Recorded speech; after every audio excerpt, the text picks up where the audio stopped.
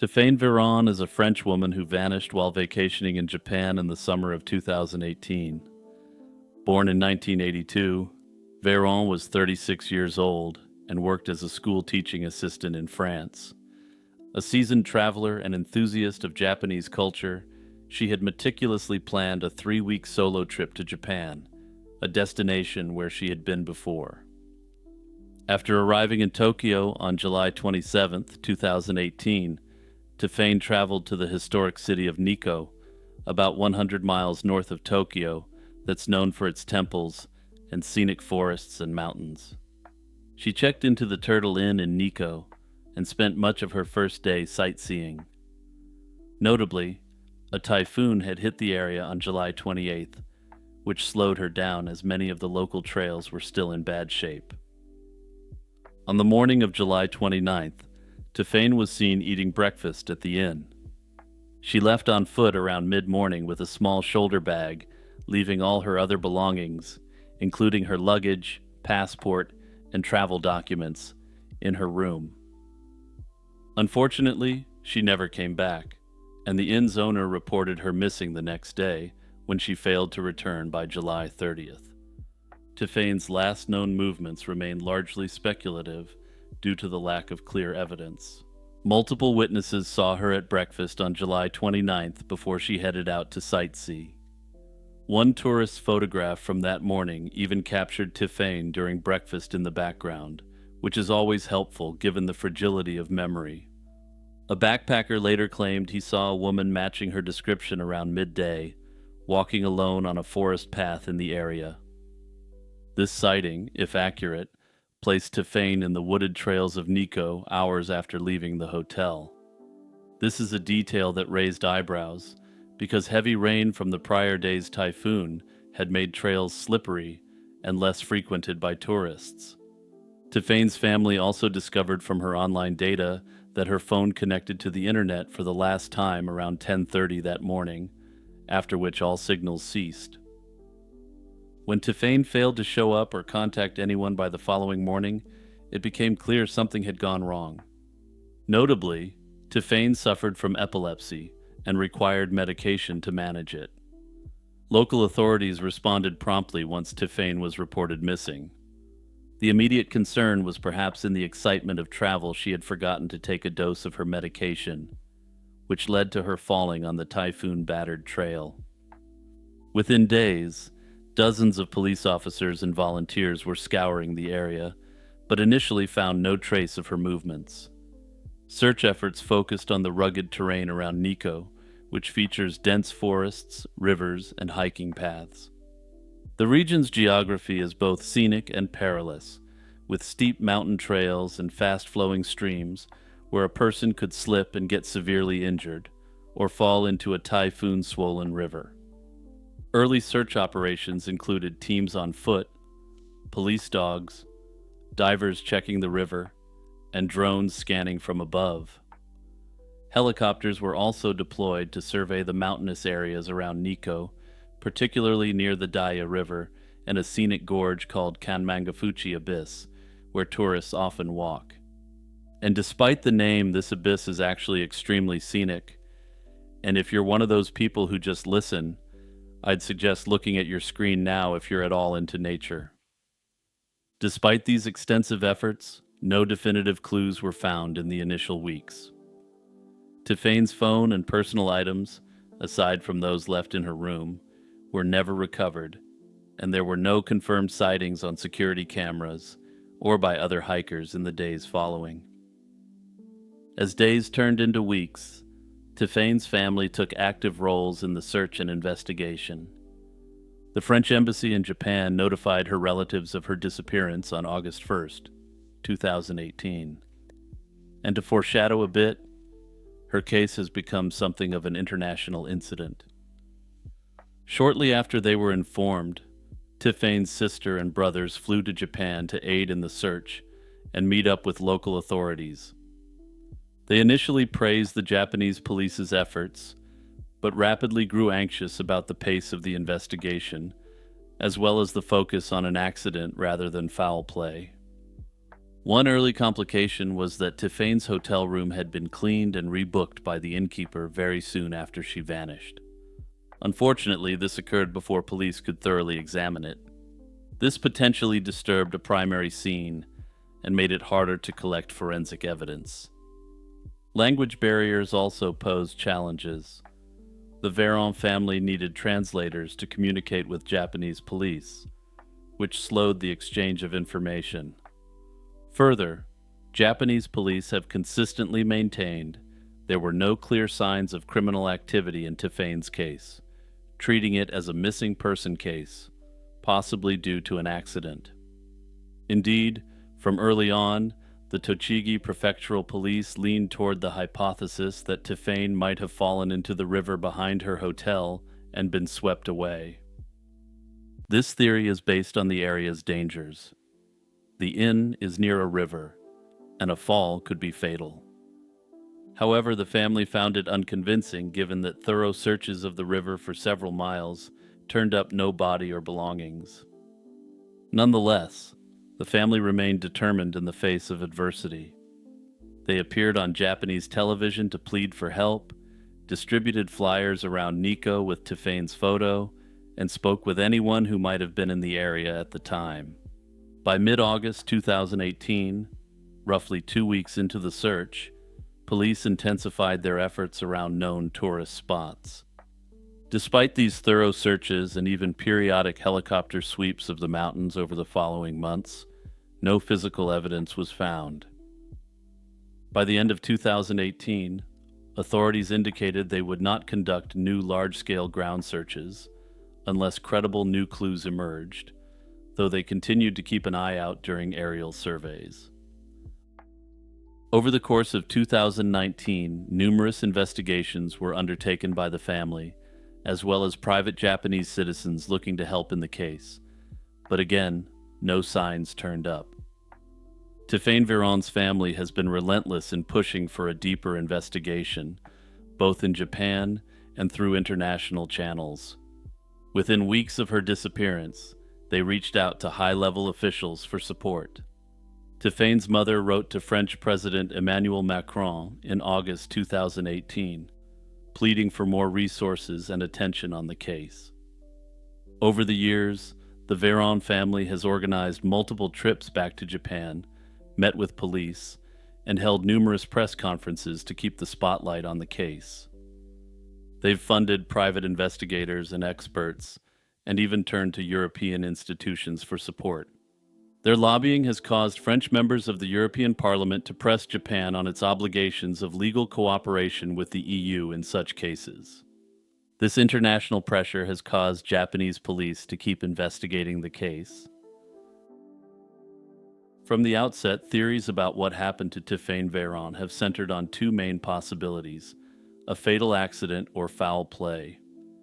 As already discussed, the Japanese investigators have generally favored the accident hypothesis, having found no evidence in support of foul play. I'm not going to fully go through it again, but they generally focus on the fact that she may have been walking near a river on a slippery path and may have had a seizure or sudden fainting spell. All the evidence for this is circumstantial, and no trace of Tiffane has ever been found in the area of the river.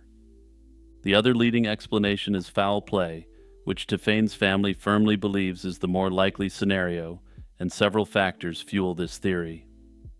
Tiffane disappeared in broad daylight from a populated tourist town, which is in and of itself highly unusual. The fact that her phone abruptly went offline is seen as suspicious by some. The family interprets this as a sign that something sudden and violent happened, since a simple fall wouldn't necessarily destroy a phone or prevent it from at least pinging the network. Though that said, if she had fallen into the water, this provides a rational alternative explanation for why her phone may have suddenly went offline. Of course, there's always the potential that her phone charge simply ran out, and this entire phone battery issue is a red herring. More troubling is something that emerged from local reports about a sinister individual targeting female tourists traveling alone. This man, who operated in the Nikko area, pretended to be a friendly guide to these women, but in reality was known to harass them and assault them when they rejected his advances. This raised alarm that Tiffany could have encountered someone with ill intentions. Police later tracked this man down and interrogated him.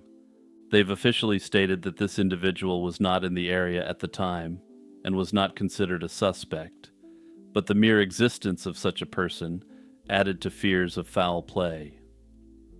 Further, the family also has concerns that the Japanese police investigative files were either incomplete or that the investigation itself was of poor quality. Others have speculated that another criminal might have taken advantage of her trust, given the reputation of Japan as one of the safest countries in the world. Other less prevalent theories have occasionally been floated, though they have essentially no supporting evidence. One is that Tiffany might have chosen to disappear intentionally for personal reasons. Others have proposed the potential for a wild animal encounter gone wrong, but again, no supporting evidence exists. As of now, Tiffany's family continues to strongly advocate for justice for her and won't let her case be forgotten. On the night of April 26, 1982, South Korean police officer Woo Bum-kan unleashed one of the deadliest single-person mass-slaying sprees in modern history. He rampaged through villages in Uryong County in South Gyeongsang Province, slaying 56 people and injuring many others before the carnage ended in the early hours of April 27th. This case isn't so much a mystery of who did it, but a mystery of why Woo decided to turn on the people he was sworn to protect. Woo Bum-kan was born in 1955 and followed his father into a career in law enforcement.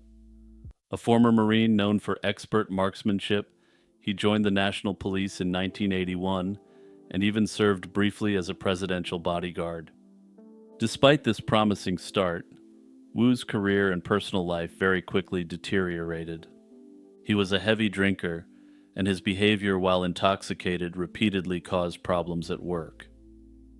In late 1981, his superiors demoted him and transferred him from the bustling port city of Busan to a quiet rural post in Kungyu village.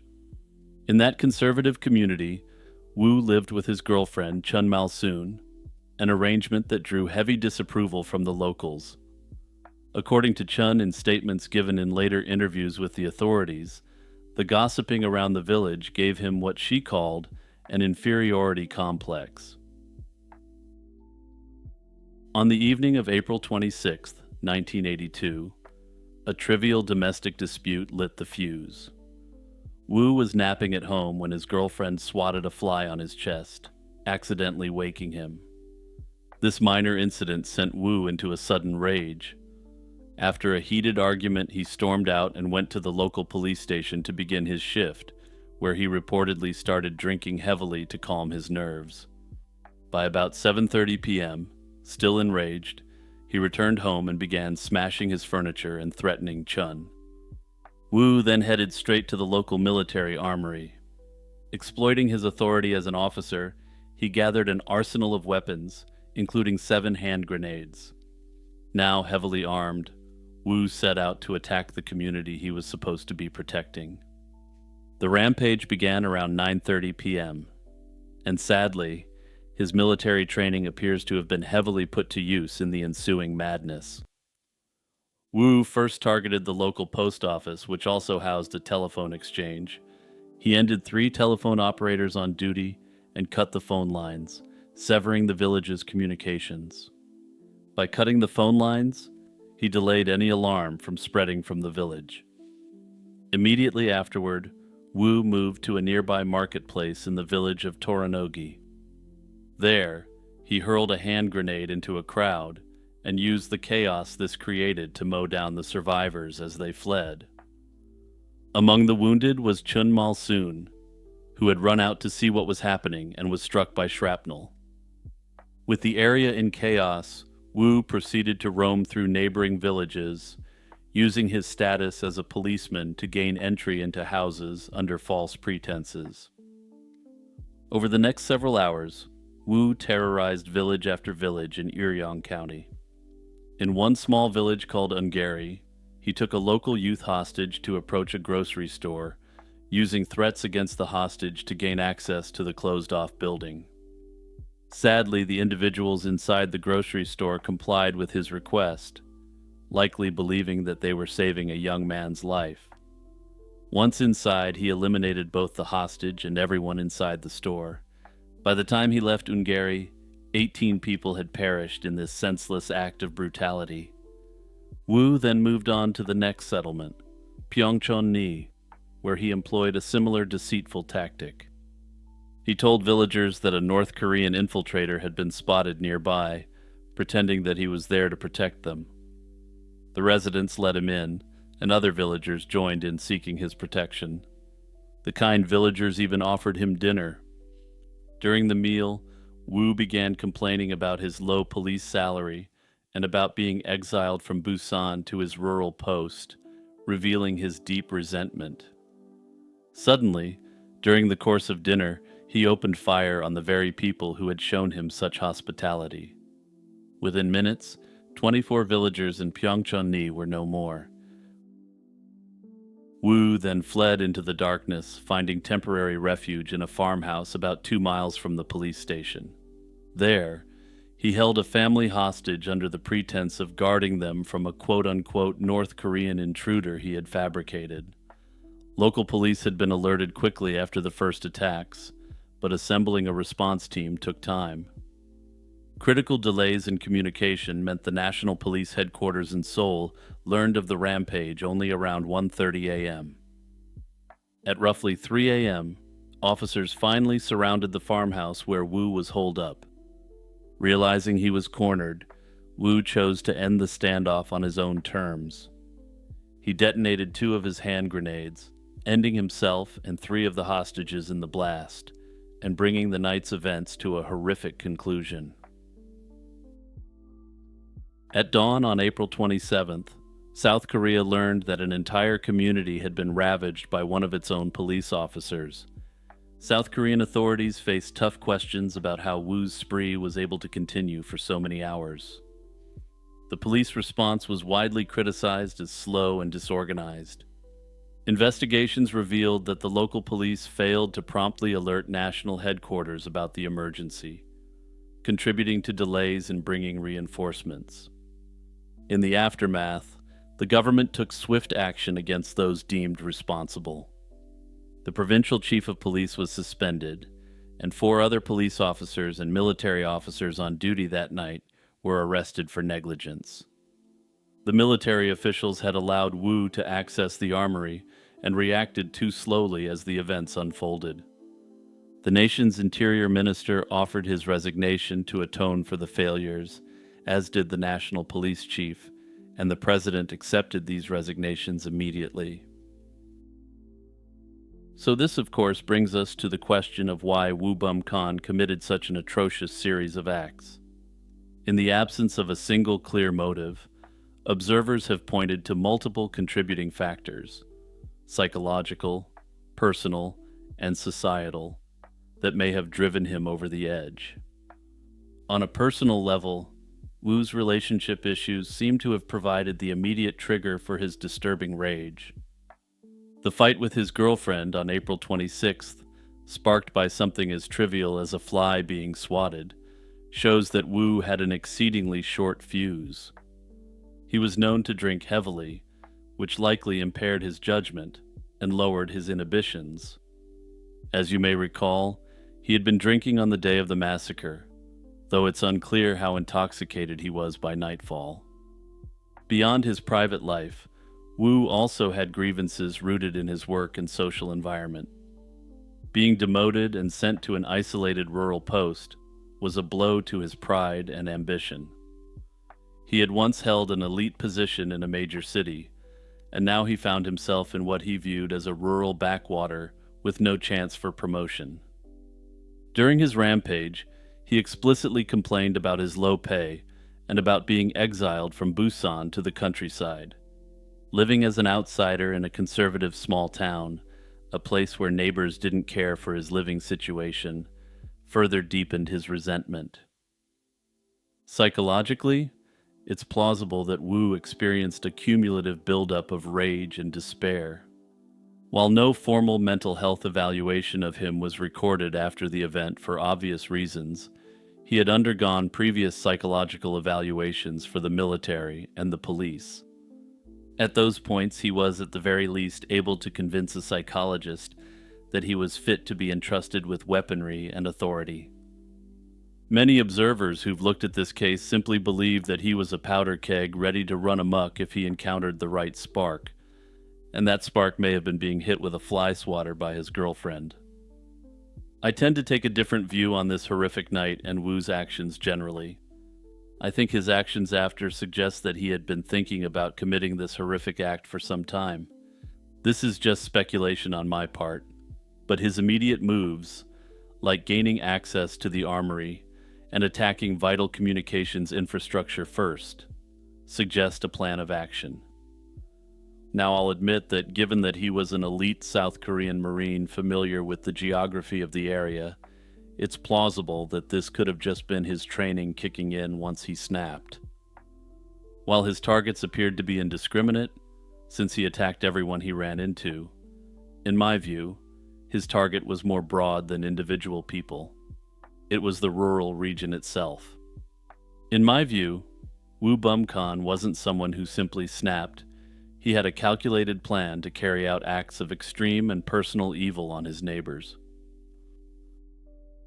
Hey everyone, it's Jimmy here with a reminder to like, subscribe, and share this video with your friends and family. Also, quick reminder that I do have a Discord and Patreon, and you can join by clicking the description below. Let me ask you a deceptively simple question. If you remove a single grain from a giant heap of sand, is it still a heap? What about another, and then yet another grain of sand? At exactly what point does the heap vanish?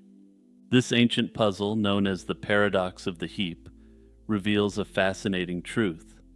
Language, and logic itself, is much messier than we think. This thought experiment, known as the paradox of the heap, originated with ancient Greek philosophers and has attracted significant thought over the past 2.5 millennia. It highlights a deep problem in philosophy. Many everyday concepts are vague, meaning they have no sharp boundaries. For example, heap, bald, or tall are vague terms. There's no clear line dividing a heap from a non-heap, or a tall person from a not tall person. The paradox is philosophically significant because it shows that using such vague terms in logical reasoning can lead to absurd conclusions. This in turn calls into question how truth and logic operate in natural language. In a typical formulation of the problem, we start with a large heap of sand and remove grains one by one. Intuitively, removing a single grain shouldn't suddenly turn a heap into a non-heap. Yet if we repeat this reasoning enough times, eventually only one grain remains, which is clearly not a heap. Alternatively, one can start from a single grain, obviously not a heap, and keep adding grains. By similar logic, no single additional grain ever seems to create a heap, implying that even thousands of grains might never form a heap. In either direction, we get a contradiction. We're forced to conclude either that a single grain is a heap, or that even 1,000,000 grains is not a heap, both of which are false by common sense. In the alternative, of course, we're forced to conclude that there was one specific grain of sand that transformed the cluster of sand from a heap to a non-heap, and vice versa. This clash between impeccable reasoning and absurd conclusion is why this problem is considered a paradox. It reveals a tension between classical logic, which assumes every statement is either true or false, and the vagueness inherent in many terms we use daily. The paradox matters because it exemplifies the problem of borderline cases in language. We use vague predicates all the time, usually without trouble. Yet, as the paradox shows, if we press for absolute precision, we run into problems. Philosophers and logicians find this significant for several reasons. It challenges the principle that every proposition is either true or false. It also calls into question what philosophers call the law of the excluded middle, where every proposition or its negation is either true or not true. In other words, vagueness seems to resist the neat black and white categorization that classical logic demands. Because we do manage to communicate using vague terms without constantly ending up in contradiction, the paradox suggests there's something going on that usual logic isn't capturing. So let's get a bit more into the paradox, and I'm going to give you my thoughts on how I believe this paradox is resolved. Given a series of small changes that produce no apparent difference, how do we avoid an implausible conclusion? The paradox is driven by what's called a tolerance principle for vague terms. A predicate like is a heap is tolerant to very small changes. If you have a heap, removing one grain shouldn't suddenly make it not a heap. This makes sense since one grain seems too insignificant a difference to affect the classification. This principle is highly plausible for vague concepts. For instance, 1 millimeter in height shouldn't be the difference between tall and not tall, and 1 millisecond shouldn't be the difference between milk being expired and good to drink. Philosophically, this is important because it suggests a gap between language and logic. The heap paradox indicates that either our logic might need refinement to handle vagueness, or our understanding of vague language needs to change. Over the years, philosophers and logicians have proposed various resolutions to the paradox of the heap. One strategy is to argue that there is in fact a sharp boundary between heap and non-heap, but that this boundary is unknowable or hidden. And just to give you a quick heads up here, if you're a fan of this theory, you're probably not going to appreciate my take on it. This is called the epistemic theory of vagueness, and argues that vague terms like heap or bald actually have precise boundaries. We just don't, and can't, know exactly where they are. According to some philosophers, the confusion around vagueness arises purely from our ignorance. For instance, in a pile of grains, there is a specific grain number that makes it a heap. Remove one grain, and it's no longer a heap. The paradox occurs simply because we can't pinpoint that exact cutoff, not because the actual vagueness exists on a fundamental level. This solution thus preserves classical logic, insisting every statement is either true or false, even if we can never know precisely where that hidden boundary lies.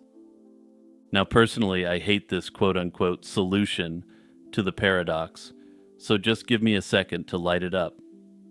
The theory insists that precise but hidden boundaries exist between categories like heap and non-heap. However, it offers no compelling reason to believe in these phantom boundaries other than a desire to preserve classical logic. This approach reduces vagueness, a clearly observable phenomenon embedded in everyday language, to simple ignorance. This implies that human intuition and linguistic practice systematically conceal a sharply defined truth that we can never access, but somehow inherently understand. It seems implausible to claim that language, which is inherently a human invention and reliant upon flexible usage, secretly aligns with sharp, invisible dividing lines. If these precise boundaries truly exist, they should in principle be discoverable. The epistemic theory is so unsatisfying to me because it evades rather than resolves the paradox. It reframes real conceptual confusion as mere lack of knowledge, failing to address why this ignorance is universal and irreparable. It does nothing to actually explain vagueness in a useful way, but rather simply creates a further mystery. Basically, to sum it up, in my view, this explanation is a heap of weapons-grade malarkey, and trust me, that's not what I wrote in my script originally. Another influential approach is supervaluationism. Supervaluationism addresses vagueness by saying that terms like heap don't have one exact boundary. Instead, it imagines all the reasonable ways we could define a precise cutoff, called precisifications. If a statement is true under all possible precisifications, it's super true. If false under all, it's super false. If it's mixed, it's indeterminate. For example, 10,000 grains is a heap might be true in some definitions but false in others, making it indeterminate. However, logical truths like either 10,000 grains is a heap or it's not are super true because they hold in all precisifications. This solves the paradox by rejecting the claim that each step must be true. At some unclear point, the claim becomes indeterminate, not clearly true or false. Thus, the paradox disappears because the argument depends on all steps being definitely true. Personally, I think this approach may be the best one we've got that also maintains classic logical principles, but as you're about to see, we can throw that all out for a more sensible solution. Another approach relies upon fuzzy logic and degrees of truth, and personally, I think this resolves the paradox in a way that's useful for day-to-day functioning. Fuzzy logic handles vagueness by rejecting the idea that statements must be strictly true or false. Instead, truth comes in degrees, ranging continuously between 0, completely false, and 1, completely true. For example, 1,000,000 grains is a heap might have a truth value close to 1, while 1 grain is a heap would have a truth value of 0. Under this system, intermediate numbers are assigned values somewhere between 0 and 1 to reflect this gradient. Each grain removed slightly decreases the degree to which the collection qualifies as a heap, and there's no more need for a sudden and abrupt cutoff. This solves the paradox by breaking the assumption that removing 1 grain can't change truthfulness. Each removal does slightly reduce the truth value, eventually reaching 0 without contradiction. While fuzzy logic loses classical logical principles along the way, it better matches everyday intuitions, and actually has practical uses in terms of how we approach problems in the real world. And yeah, I suppose this is where I throw in the obligatory line about philosophers not being very into the fuzzy logic solution to the heap paradox. On January 28th, 2001, Super Bowl Sunday, 18-year-old Jill Lynn Uto was found brutally slain in her 6th-floor apartment in Syracuse, New York. Uto, a recent high school graduate working at the local mall and studying to become a paramedic, had moved into her own place about a year earlier to gain independence. That Sunday, she was supposed to join her mother, Joanne Browning, and younger sister Jenna to watch the Baltimore Ravens play the New York Giants in the Super Bowl. When Jill Lynn never showed up or answered her phone, her family became concerned. The next morning, Browning and Jenna went to check on her, entering the apartment through an unlocked door, and made a horrific discovery. Inside the apartment, Jill Lynn lay unresponsive, having suffered multiple stab wounds and a deep cut to her neck. Shockingly, the attacker had left the weapon used in the crime behind, and it turned out to be one of her kitchen knives. Detectives later narrowed the time of the attack to roughly between 1 p.m. and 9 p.m. on January 28th.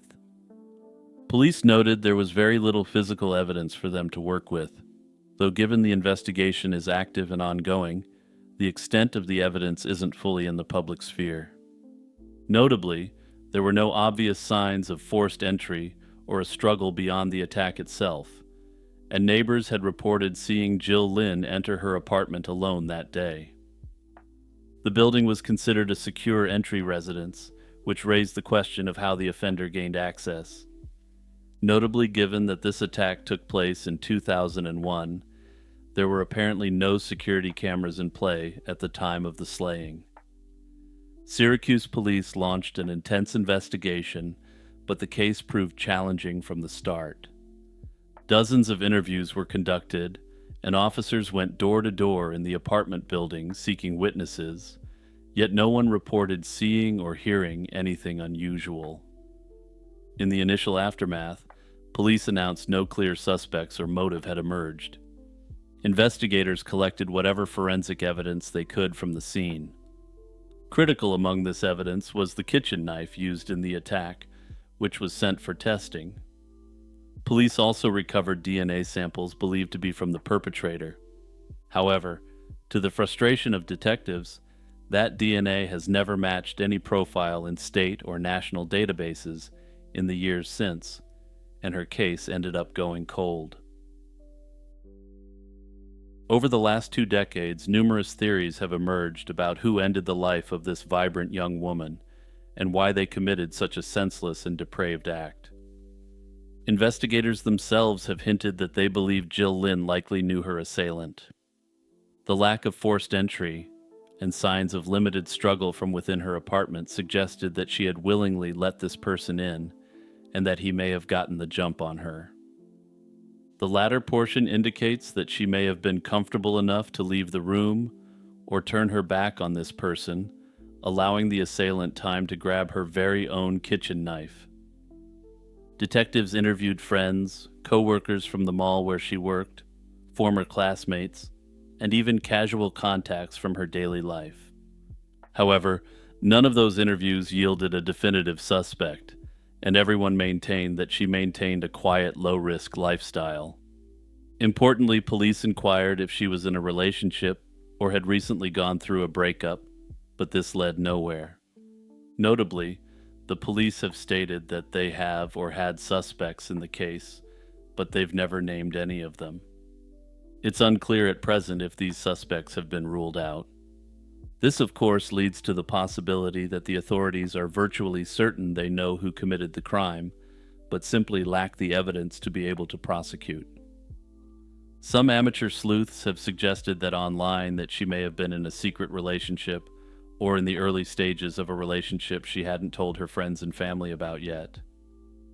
That said, in the over 2 decades since the slaying, no evidence has come out in favor of this theory.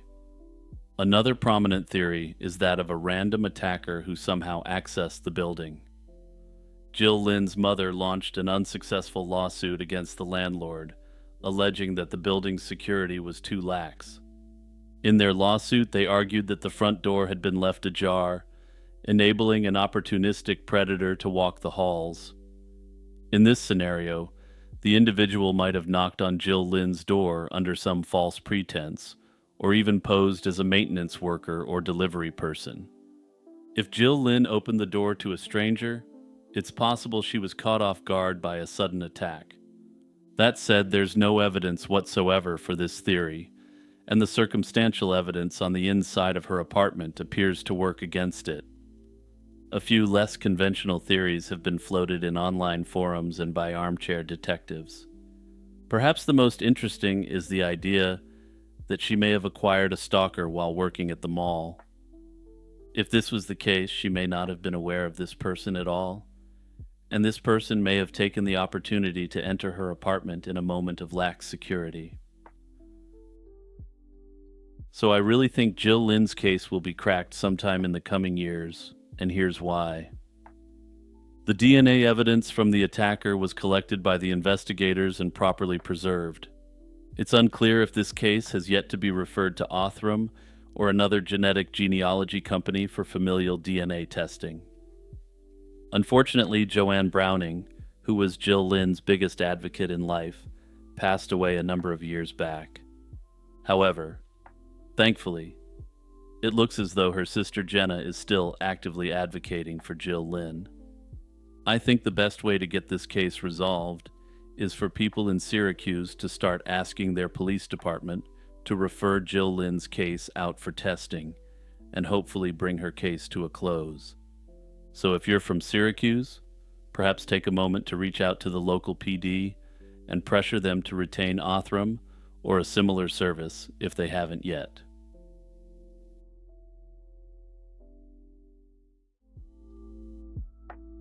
Foreign accent syndrome is a rare neurological disorder where individuals suddenly begin speaking in a foreign accent, typically after a brain injury or psychological trauma. And when I say rare here, I'm not exaggerating by any means. In the last 120 years, there's been less than 100 confirmed cases of the disorder. The first widely recognized case was documented in 1907 by French neurologist Pierre Marie. He described a Parisian woman who developed an Alsatian German accent after suffering a stroke, though this wasn't immediately labeled as its own syndrome. The condition gained more attention in 1941 when Norwegian neurologist Georg Hermann Monrad Krohn reported an early high-profile case. A Norwegian woman who had been struck by shrapnel began speaking with what was perceived as a German accent. Given the context of the war, this caused significant social alienation for the woman, as German accents were stigmatized in occupied Norway at the time. Since then, dozens of cases have been reported worldwide, though FAS remains extremely rare. Advances in neuroimaging have helped researchers better understand the condition, but it continues to challenge neurologists and linguists alike. It's now known to typically occur after a traumatic brain injury, stroke, or other neurological incident that affects the areas of the brain involved in speech production.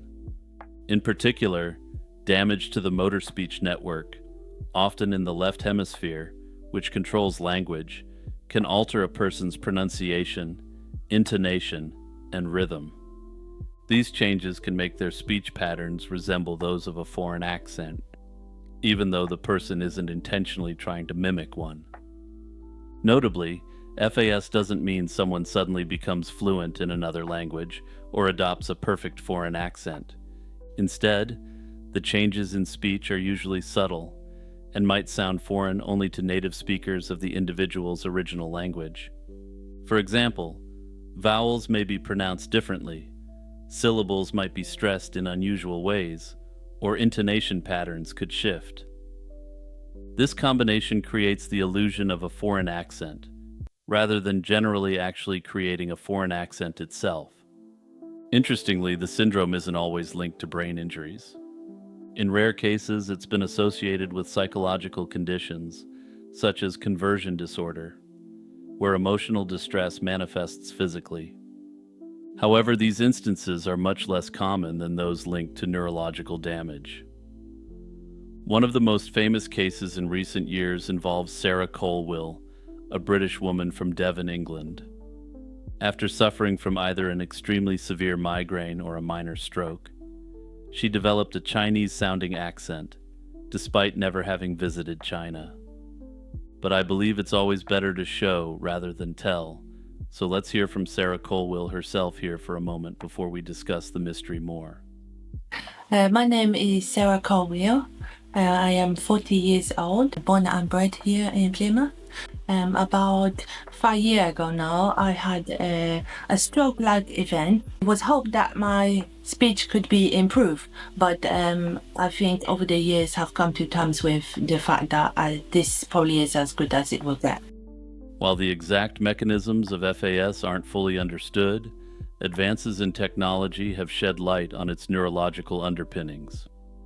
MRI and CT scans often reveal structural abnormalities in the brain regions responsible for language production.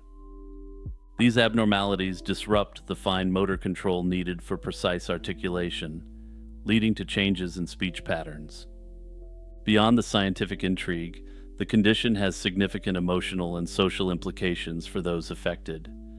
People with FAS often face confusion, disbelief, or even ridicule from others who assume they're faking their condition.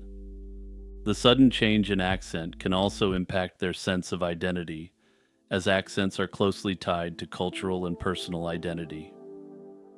Further, it's been reported that some sufferers become reclusive or nervous to speak around certain people for fear that they'll be perceived as making fun of a certain accent. On a weekend in mid-September 1971, a quiet branch of Lloyd's Bank on Baker Street in London became the scene of what's been called the most audacious bank heist in history. And trust me when I say it, this is a heist where the more you look into it, the more questions and mysteries there are. A gang of thieves spent that weekend tunneling into the bank's vault and emptying the contents of hundreds of safety deposit boxes. By the time dawn broke on Monday, the burglars had vanished with valuables worth an estimated £3 million, unadjusted for inflation, as well as potentially invaluable state secrets. Adjusting for inflation, that's worth £54 million today, or a staggering $70 million, making it one of the most high-stakes heists in history. The plan to break into the Baker Street Bank vault was conceived by a 38-year-old career criminal named Anthony Gavin. Gavin's inspiration reportedly came from an unlikely source, a Sherlock Holmes story called The Red-Headed League, in which criminals tunnel into a bank vault from a nearby cellar. Taking a page from fiction, Gavin assembled a crew and set out to turn the literary plot into reality. He enlisted several accomplices, including Reg Tucker, a car salesman who, importantly, had no criminal record, and Thomas Stevens, who helped procure the tunneling equipment. Gavin's crew also included an older associate, Benjamin Wolfe, who would play a key role in securing the gang's access to the target. In December 1970, under Gavin's direction, Reg Tucker posed as a respectable businessman and opened an account at the Lloyd's branch under a false name. A couple of months later, Tucker rented a safety deposit box at the bank, which gave him regular access to the vault area. During each visit, Tucker carefully surveyed the vault. He carried an umbrella to discreetly measure the room's dimensions and noted the placement of furniture and security features. Over 13 visits, he effectively mapped out the vault's layout for the crew. Meanwhile, Stevens gathered the tools they would need for a subterranean break-in. This was no amateur job. He got them access to a 100-ton hydraulic jack, a thermal lance, and a truly massive stash of explosives. All the pieces of the plan were coming together. The burglars just needed a way under the bank without attracting attention. Opportunity knocked in May 1971 when a leather goods shop 2 doors down from the bank, named Lissac, went out of business. And yeah, you don't have to rewind here. The business was actually called Lissac. The vacant shop had a basement that the gang believed aligned perfectly with the bank vault just 40 feet away. Through an associate, Gavin arranged for Benjamin Wolfe, who was 64 years old and aroused little suspicion, to lease the shuttered shop for £10,000. Crucially, Wolfe made a mistake that would later cost the gang. He signed the lease in his own name instead of a fake name. And to drop perhaps my favorite Simpsons reference of all time, boy, I really hope somebody got fired for that blunder. With Wolfe securing the premises at 189 Baker Street and the bank located at 187, the crew now had their forward base of operations. Under the cover of a seemingly innocent shop, they could begin the dirty work of digging a tunnel toward the bank's vault. Notably because the storefront appeared to be undergoing renovations, the equipment that was flowing into the leased building raised no suspicions whatsoever at the time. The crew's planning even took into account the bank's subterranean alarm system. The Lloyd's branch was equipped with sensors designed to detect vibrations from drilling or tunneling. In late summer 1971, however, roadwork in the area had been causing frequent false alarms, prompting the bank to switch off the system until the construction was finished. Gavin's crew learned of this vulnerability and seized the moment, which honestly, much like everything with this heist, is quite frankly brilliant. By early September, with alarms disabled and the shop in their control, the burglars were ready to strike. They prepared to execute their plan over a weekend, when the bank would be closed and their tunneling noises less likely to draw attention. Late on Friday, September 10th, 1971, the gang put their plan into motion. Under cover of darkness, they descended from Lissac and began their mission to penetrate the vault. Over the preceding weeks, they had quietly excavated a horizontal shaft about 30 feet long, using picks and shovels and shoring it up as they went. I'll leave it up to everyone in the comments to make the jokes here, because damn, there's a lot of low-hanging fruit. More than 8 tons of soil were removed and stashed within the Lesac basement as the tunnel advanced. By that Friday night, the tunnel had reached directly under the bank's vault floor. The burglars now faced their final obstacle: 91 centimeters of steel-reinforced concrete at the vault's base. Inside the narrow tunnel, Gavin's team set to work on the vault floor. First, they tried using the heavy jack to force a crack in the concrete, but the slab would not yield. Next, they deployed the thermal lance, hoping the torch could cut through metal and stone. Again, the vault's construction proved too formidable. With time slipping away, the crew resorted to their last option: explosives. They packed the tunnel ceiling and coordinated the detonation with the noise of traffic above to mask the blast. The explosion was risky. It could have buried the thieves alive or alerted the authorities, but luck was on their side. Finally, the blast punched a jagged hole through the vault floor, finally giving the burglars access. Around midnight, they breached the vault and climbed up into the bank's inner sanctum. Once inside the vault, the thieves sprang into action. The Lloyd's branch contained hundreds of safety deposit boxes belonging to private clients, and the gang had the entire weekend to loot as many as possible. There were 268 boxes in total, and the burglars cracked open most of them one by one. The treasure trove inside was eclectic and ranged from cash to jewelry to gold to stock and bond certificates and even rare wine. For fans of Tolkien like myself, I essentially like to think of this as a real-life Smaug's hoard. For those of you who aren't Tolkien fans, this is the dragon that was hoarding immense amounts of gold and valuables in The Hobbit. Over the course of the looting, they reportedly drank rare wine they found in one of the bank boxes, perhaps to keep their spirits up.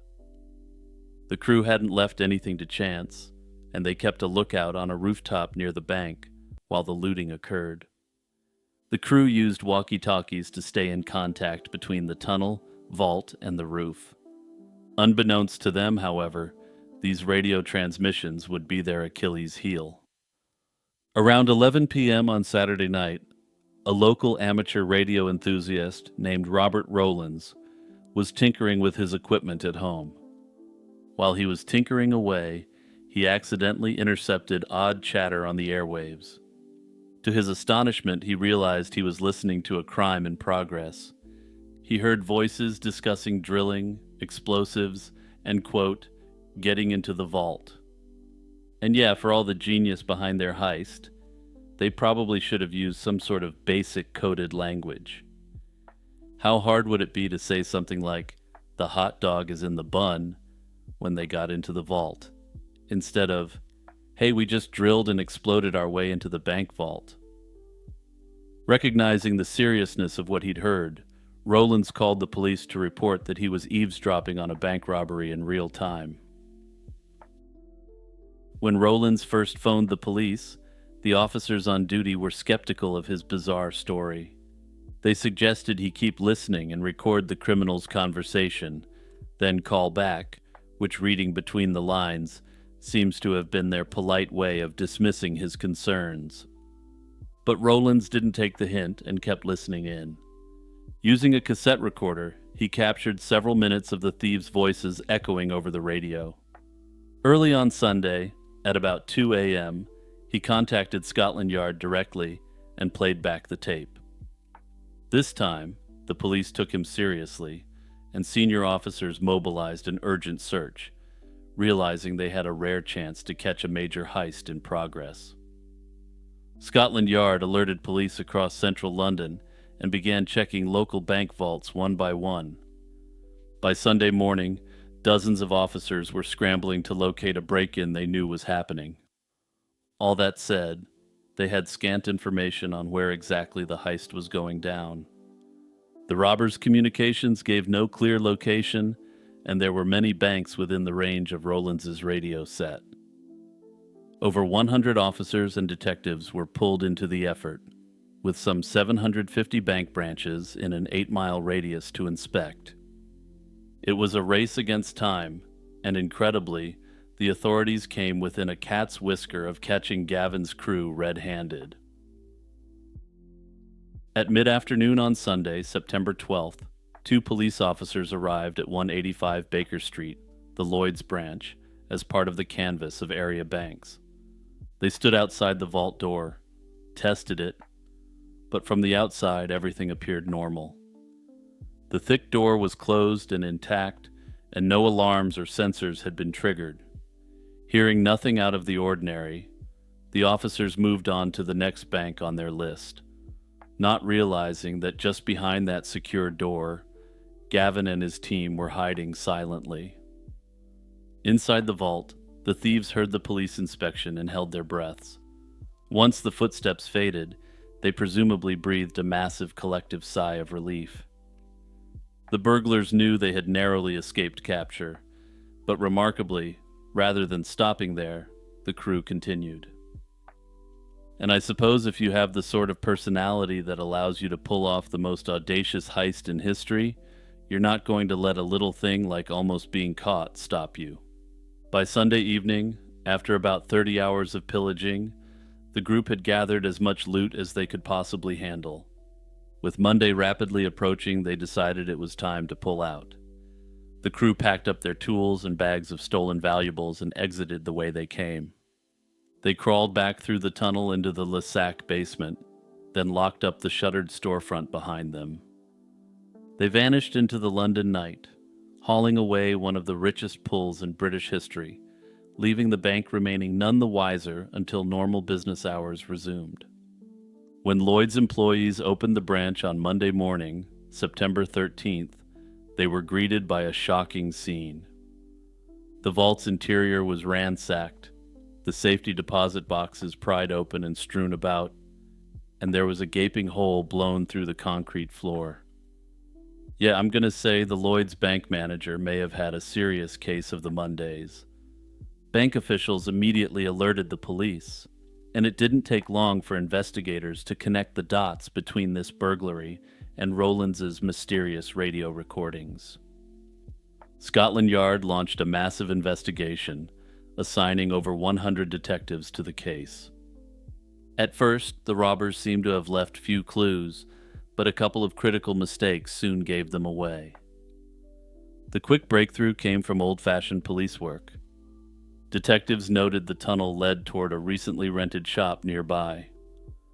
Checking property records, they discovered that the lease for Lissac had been signed just months before by one Benjamin Wolfe. Old Mr. Wolfe, whose name was already familiar to them from criminal circles, had accidentally used his real name. Although Wolfe initially claimed he had simply sublet the shop and knew nothing of the crime, the police put him under surveillance. Around the same time, underworld informants passed along rumors about known tunnel-digging experts bragging of a big job, which pointed investigators toward Anthony Gavin. Within weeks, authorities had identified the core crew. They also learned that at least one woman had been involved in the operation, though her identity was not immediately known, and in fact never would be. On October 27, 1971, about 6 weeks after the robbery, police moved in and arrested Gavin, Tucker, Stevens, and Wolfe in coordinated raids. The men were charged and eventually faced trial for the Baker Street burglary. Facing strong evidence, including the recorded conversations from the walkie-talkie transmissions, the defendants pleaded guilty. In January 1973, Gavin, Tucker, and Stevens were each sentenced to 12 years in prison, a hefty penalty reflecting the unprecedented scale of the heist. Old Mr. Wolfe, perhaps due to his advanced age, his lesser role, or concerns about the potential to successfully prosecute, received an 8-year sentence. Justice, it seemed, had caught up with the criminal masterminds of the tunnel heist. However, not everyone involved in the Baker Street robbery was brought to justice. Several accomplices vanished before the police could catch them. Among those who got away was a well-known hoodlum known as Mickey Gervais. He was believed to have been part of the operation, possibly tasked with handling the alarm system, and perhaps providing a secondary lookout. Gervais and at least one unidentified woman who had been seen with the gang simply disappeared off the face of the earth after the heist. Despite an intensive manhunt that continued for years, no additional arrests were made beyond the original four. Decades later, some of the heist's participants remain unidentified, and whatever share of the loot they took with them has never been recovered. Police managed to seize only about a tenth of the loot when they rounded up Gavin's crew. The rest vanished with the culprits who evaded capture. This had led some to speculate that this complex operation was actually orchestrated by a much larger, more significant power than the four who were ultimately held accountable. Many of the safety deposit box owners, when contacted, were extremely reluctant to detail what had been taken. In fact, a significant number of clients never came forward at all to claim losses. This has led to speculation that some boxes held illicit or sensitive items that the owners didn't want to admit to possessing. The mysterious gap between what was taken and what was reported stolen has fueled rumors that the gang might have stumbled upon far more than just money and jewels in that vault. In the weeks following the heist, wild rumors swirled about the true nature of the score. London newspapers hinted that a particular safety deposit box might have contained compromising photographs of Princess Margaret, the younger sister of Queen Elizabeth II. Princess Margaret had a reputation for a flamboyant private life and was known to socialize with a mix of high society figures and unlikely companions. One notorious acquaintance of hers was a gangster-turned-actor named John Bindon, and scandalous gossip suggested the two had been caught and photographed. According to the rumor, the burglars either knowingly or unknowingly stole explicit photographs of Margaret and Bindon. This material was so explosive that the British government purportedly slapped on a gag order to halt press coverage of the case. Other rumors suggested that they had obtained intelligence files on high-level British or foreign officials or dossiers on members of British high society. According to the rumors, these files may have contained extremely compromising materials on these powerful people. The British government has consistently denied these rumors, and no hard evidence of these rumored items has ever surfaced. Further fueling these rumors is the fact that a large portion of the government's file on the investigation has been placed under lock and key for a number of years. And I can already anticipate your follow-up question. They blocked all access to the records for a literal century, with the records scheduled to become public in 2071, which certainly does nothing to dispel the rumors. Hey everyone, it's Jimmy here with a reminder to like, subscribe, and share this video with your friends and family. Also, don't hesitate to take a quick second to post it to your socials if you're into that sort of thing. 19-year-old David Thies vanished under puzzling circumstances on December 13, 1982. That afternoon around 4 p.m., David stepped out into the hallway of his family's Manhattan apartment and was never seen again. The disappearance was especially baffling to his family because it was the day of his father's birthday. At the time of his disappearance, David had just finished up shopping for a gift and was in the process of preparing to help with the birthday dinner for his dad. When he failed to come back inside, his mother quickly grew concerned and reported him missing. Despite immediate searches of the building and neighborhood, no trace of David was found, and he has not been heard from again. In the early days of the investigation, law enforcement had little to go on. David had essentially disappeared without a trace from just outside his front door, leaving behind no clues or witnesses.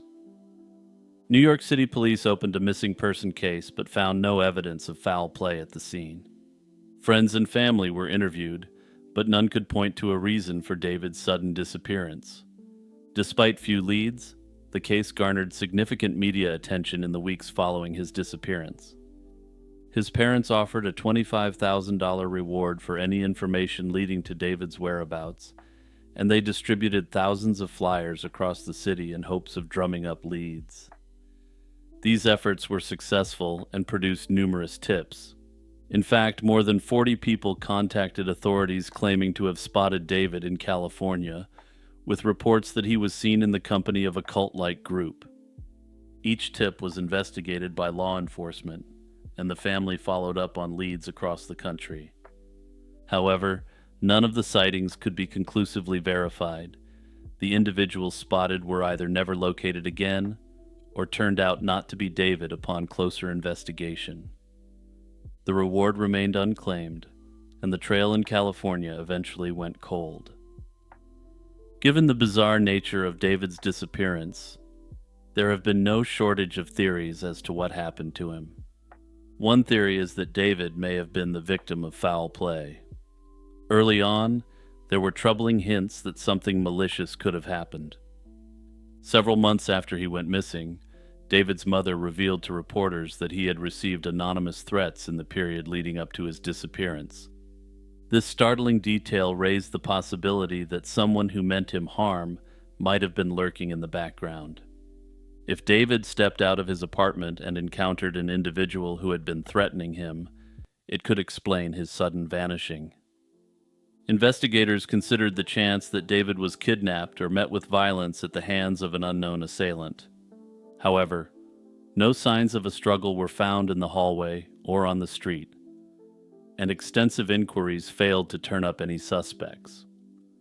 Despite the family's fears, police could not identify anyone in David's life who had a clear motive to hurt him. The threats essentially remain a mysterious footnote in the case, and to this day, no suspects have ever been named. Another theory is that David's disappearance might have been due to an accident, or even a self-inflicted act. Those who knew David noted that he had been struggling emotionally in the weeks before he vanished. According to his family, David had fallen into a depression in the autumn of 1982. He was exhibiting unusual behaviors, which suggests that he may have been experiencing a mental break. For instance, he would obsessively flip through TV news channels in the apparent belief that he was actively receiving messages, or would eventually receive an important message through the news. Mental health professionals who reviewed the case warned investigators that David was at the age where severe mental health issues become apparent. Given this information, the authorities consider the possibility that David might have taken a rash action while suffering from an acute mental break. They've also proposed that it's possible that he wandered off in a disoriented state and met with some harm that way, perhaps due to his unusual behavior. Notably, David's family, while aware of his depression, didn't find any note or clear indication that he planned to end things. That said, this doesn't rule it out, especially given the possibility that he was experiencing an acute psychological break at the time. Perhaps the most discussed theory in David's case is his possible involvement with a cult leading to a voluntary disappearance. As mentioned, dozens of callers insisted they had seen David alive on the West Coast, associating with a communal or cult-like group. These reports, though unconfirmed, suggested that David might have left New York of his own accord and drifted across the country. His mother, grasping for answers, theorized that David could have been drawn into a cult or similar organization that led him to abruptly cut ties at home. Again, it's important to remember that David was definitely suffering from depression, and perhaps something much worse. Simply put, he was a person with a level of vulnerability that such groups are known to prey upon and recruit from. Despite circumstantial evidence in favor of this theory, investigators couldn't locate David in any known cult, and none of the California sightings were ever definitively verified. The cult theory remains plausible in the absence of contrary evidence, but without a confirmed sighting or contact, it remains an unconfirmed explanation. Personally, I'm not seeing any meaningful evidence of foul play here, though that's not to say this isn't what happened. While David reported that he was receiving threats in the months leading up to his disappearance, none of his family members ever heard these reports firsthand. It's also important to remember he was engaged in highly unusual behaviors, which mental health professionals viewed as definite red flags. That said, in the interest of objectivity, it's possible that he was being threatened, which naturally made him paranoid, and he may have been watching the news for a specific reason. For instance, perhaps the person or group threatening him advised they had committed other crimes, and as proof told him to watch for a breaking story that wasn't yet in the news. I think the idea that he ended up in California may have some merit. After all, he believed that he was under threat in New York City, and traveling to the opposite end of the country could have been viewed as a means to escape this threat. What ultimately became or has become of David remains unknown, but I do see the opportunity to solve this case in the future through familial DNA. On June 18, 2021, a property owner clearing brush in a secluded pasture in Wharton County in Texas came upon largely skeletal remains. The Wharton County Sheriff's Office responded and noted that the body was found in an isolated area, lying on the ground and not buried. The remains were transported to the medical examiner in neighboring Fort Bend County for analysis. An autopsy revealed the victim was a female in her mid-teens, estimated to be between 14 and 17 years old. She was small to average in stature, with estimates placing her as between approximately 4 feet 8 inches to 5 feet 2 inches tall. Her hair was dark brown to black and about shoulder to upper back length.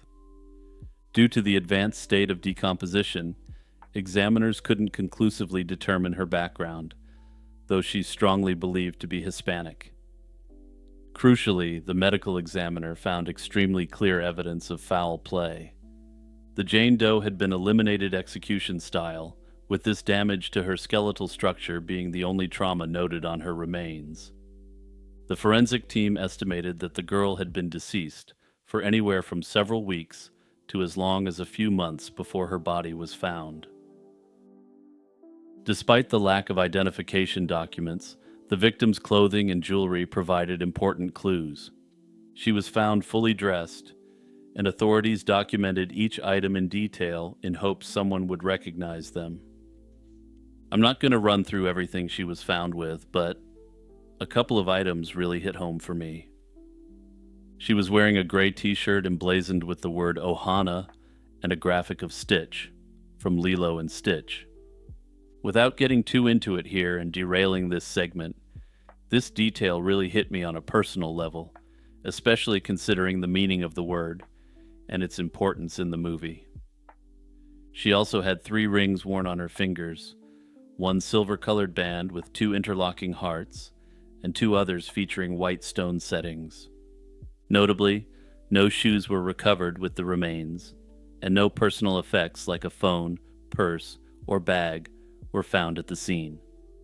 The fact that her rings were left on her hands led authorities to believe robbery was not a motive in this crime, since a robber may have taken the jewelry, which was of modest value. From the beginning, the Wharton County Sheriff's Office worked closely with other agencies to put a name to Jane Doe. Detectives checked all missing person reports in Wharton County and the surrounding region, but no local teen had been reported missing that matched the victim's description.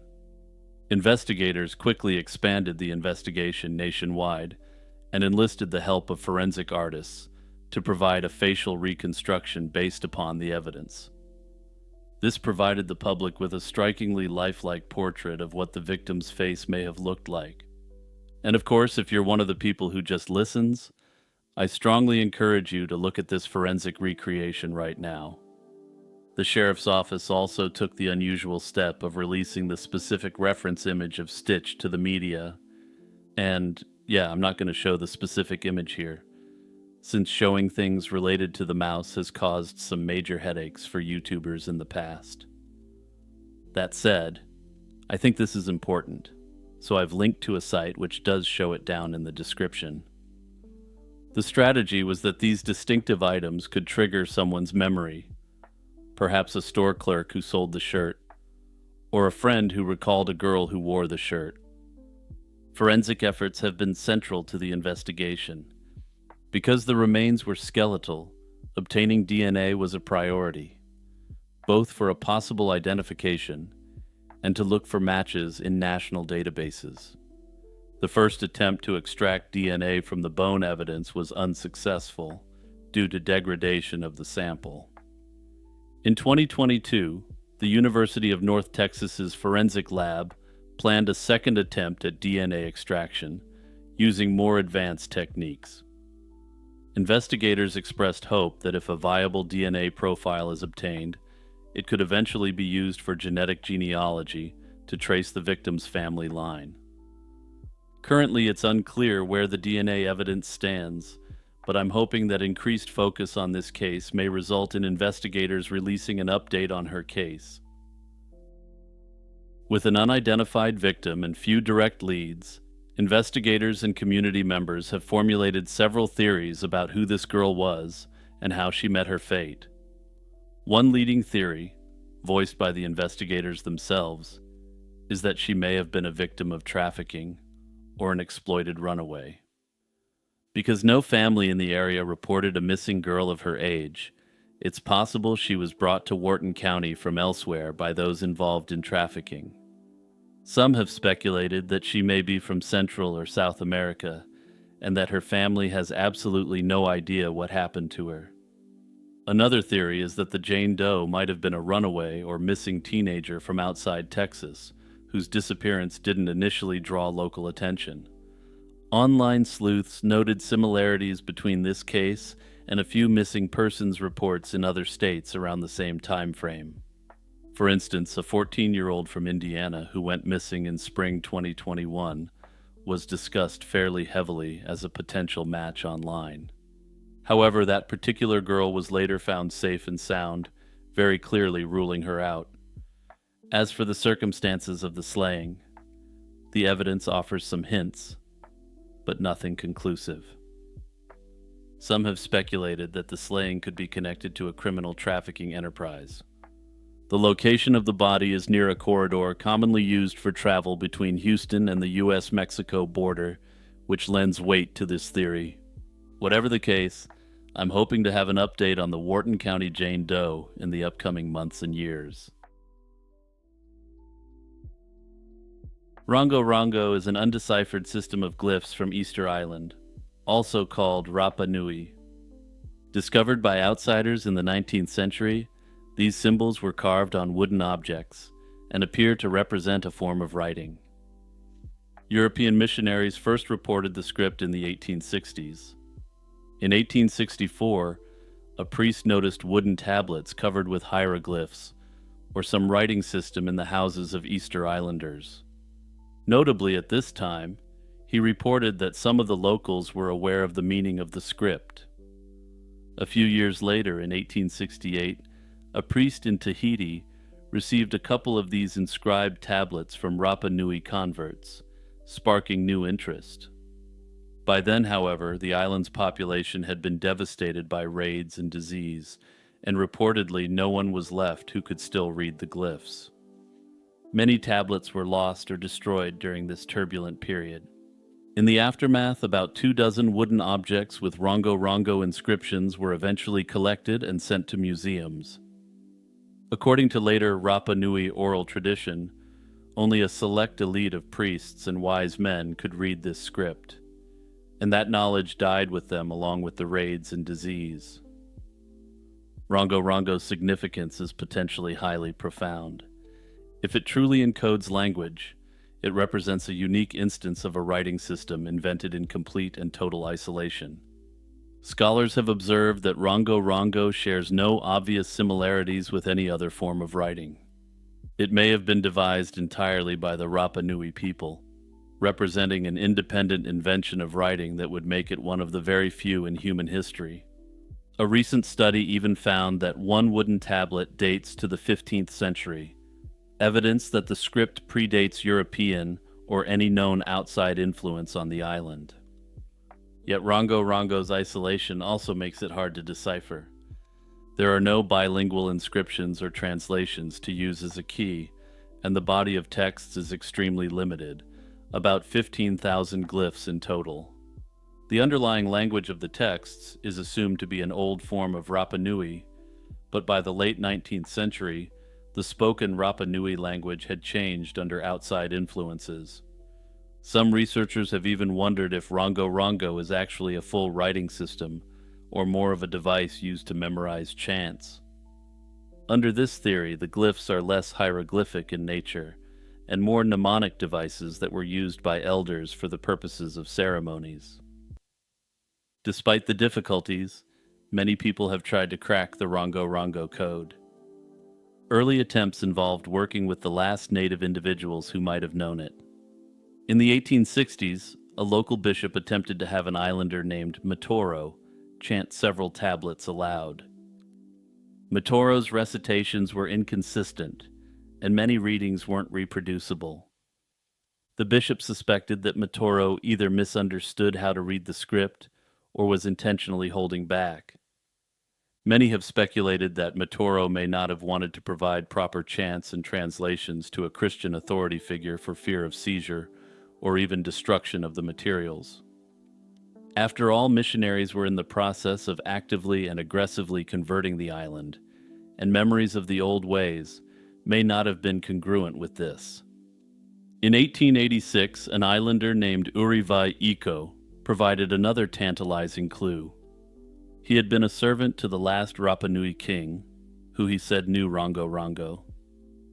Notably, Uri didn't claim to be literate in the language himself, but claimed that he was able to recall the content of some of the inscriptions from memory.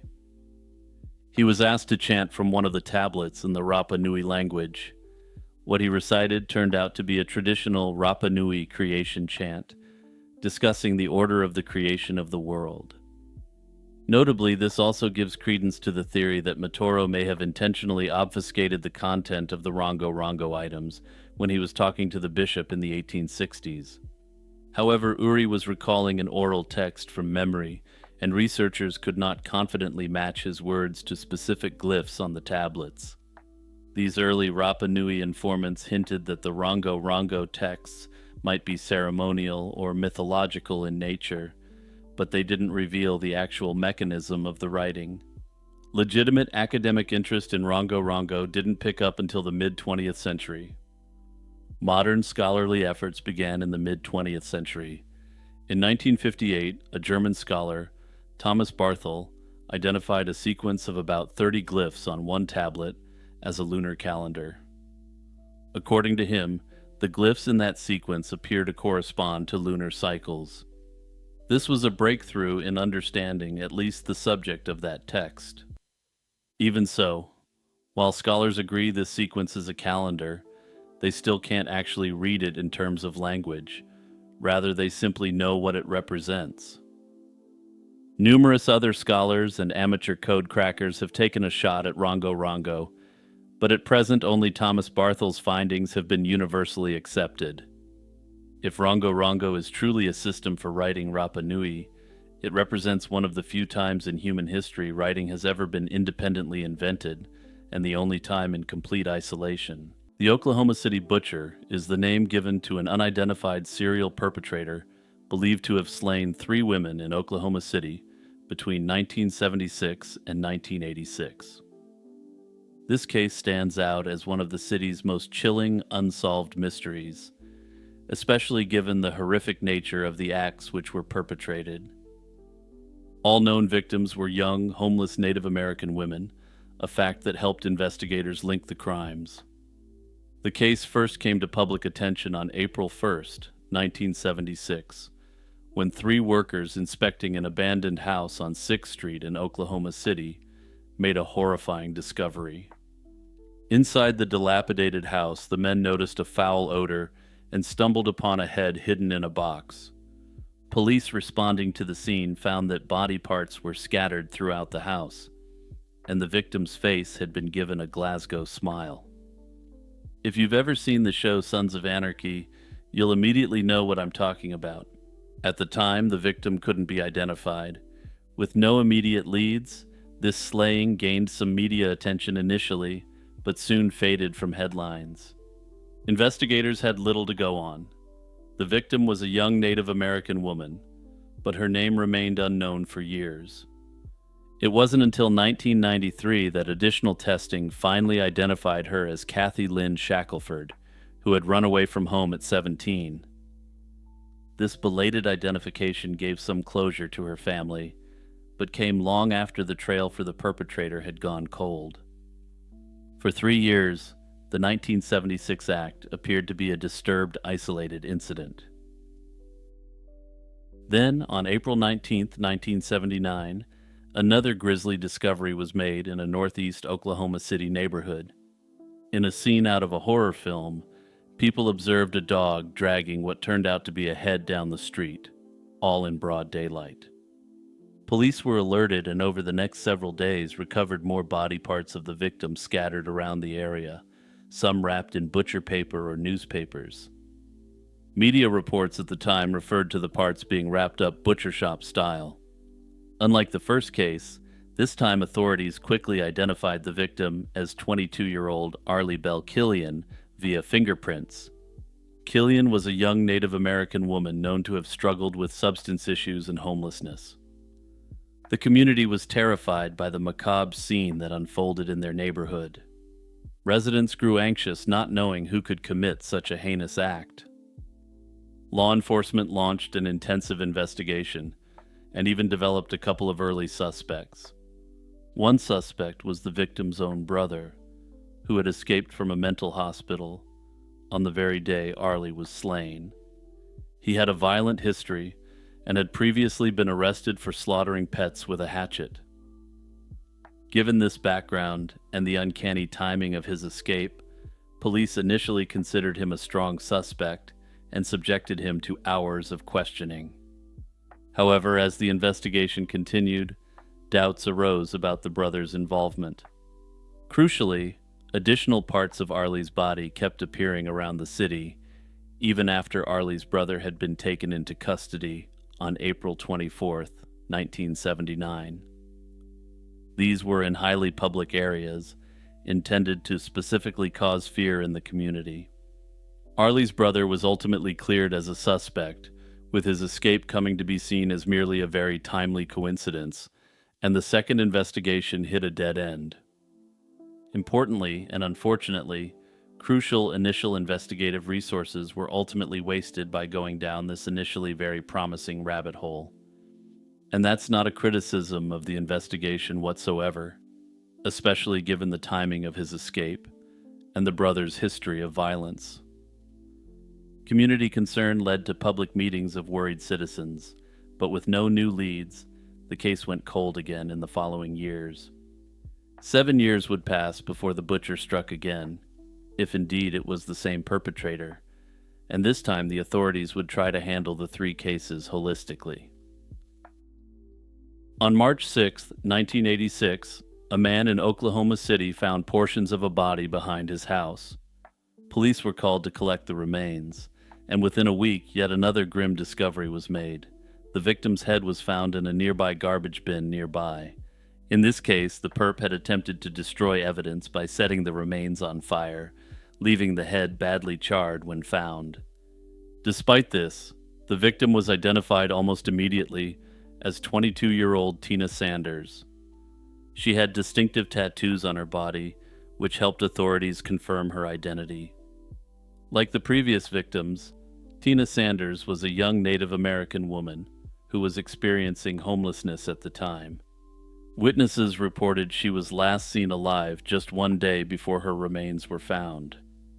The extreme brutality and the familiar pattern clearly echoed the earlier unsolved cases. Within a few weeks, Oklahoma City police publicly announced that they believed all 3 slayings, in 1976, 1979, and 1986 were linked to a single serial predator. Investigators noted the common signature in each crime. Notably, in a shocking twist, the police also revealed that in all cases the women had distinctive parts of their anatomy removed. These parts were never recovered, unlike the other body parts, leading to speculations as to why this additional cruelty was inflicted. It was also significant that all three victims shared a similar profile, young Native American women living transient lifestyles, which likely made them targets of opportunity. This was the first time authorities publicly used the moniker Oklahoma City Butcher for the perpetrator. The revelation that a serial perp had been operating, albeit infrequently, for a decade was shocking for the community, and initially significant investigative resources were assigned. Despite thorough investigations, however, no solid leads emerged after 1986. The cold case investigator who has led the file in recent years noted in an interview that he believed that this case could have been solved had it been given sustained significant attention at the time.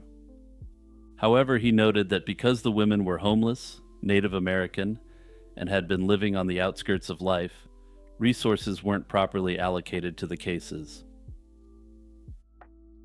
Over the years, several theories and suspects have been proposed by law enforcement officials, forensic experts, and amateur sleuths, but none have been proven. One prominent theory in the 1980s was that the perpetrator might be Henry Lee Lucas, a drifter from Texas. Lucas was arrested in 1983 and became infamous for confessing to hundreds of crimes nationwide, most of which he didn't actually commit. During his confession spree, Lucas admitted to slaying Arlie Bell Killian, the 1979 victim, and so he was considered a serious suspect for a time. Oklahoma City investigators traveled to interview Lucas in prison, hoping his information would solve the case. However, as they probed deeper, it became evident that Lucas's story did not hold up, and he knew nothing about the case except what was in the public record. Further, he was incarcerated at the time of the third attack, which, if the theory that all three acts were committed by the same person is accurate, obviously discredits him. Given the methods employed by the perp and the use of actual butcher paper, some have speculated that the Oklahoma City Butcher was, in fact, a literal butcher. Others have speculated he may have had medical or other sorts of anatomical training. One puzzling aspect of the case is the long gaps between the slayings. Roughly 3 years between the first and second, then a 7-year gap before the third. Such long cooling-off periods aren't typical for serial perpetrators, who often escalate or operate in closer intervals. This has led to theories that the Oklahoma City Butcher might have been unable to attack during those years. Some have speculated that he may have been incarcerated for other crimes, or even serving in the military and stationed elsewhere. If, for example, the perpetrator was jailed in the early 1980s and released by the mid-1980s, that could explain why no acts occurred in that window. Alternatively, the individual might have simply left the area and then later returned. Another theory to explain the gaps suggests that he was perhaps a long-haul truck driver, though there's no direct evidence of this. However, circumstantial evidence suggests that he could have struck in other areas, meaning that the cooling-off period issue isn't the factor it appears to be. Still, another theory suggests that the first 2 slayings are independent of the third, suggesting a copycat-style attack. This is considered unlikely as many of the details of the 1976 and 1979 slayings weren't made public until after 1986. The Smurfette Jane Doe is the nickname given to an unidentified teenage girl whose body was found discarded in Houston, Texas, in October 2012.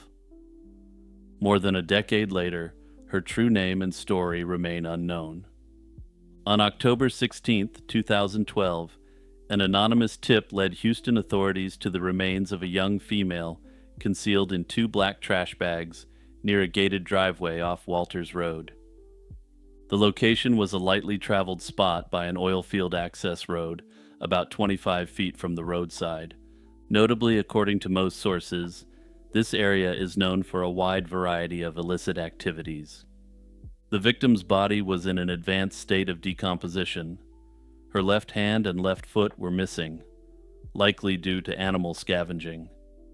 Forensic examiners estimated she had been deceased for approximately 3 to 6 weeks by the time of discovery, placing her time of death around September 2012. Due to the condition of her remains, a precise cause of death could not be determined.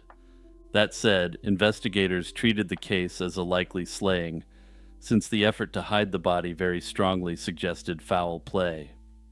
Investigators quickly gathered details about the victim in hopes of identifying her.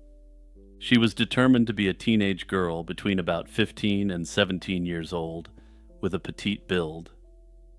She had shoulder-length, dark brown, wavy or curly hair, which was found held back from her face with a simple bobby pin. Notably, she was found fully clothed.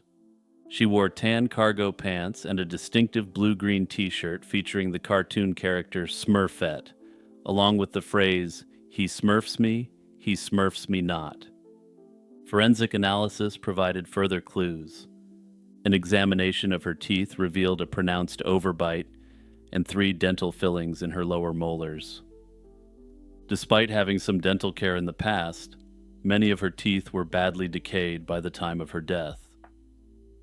A forensic anthropologist also noted growth arrest lines in the girl's thigh bones, signs that she had experienced periods of malnutrition or serious illness during childhood. Her skeletal anatomy had some unusual features, which may help identify her.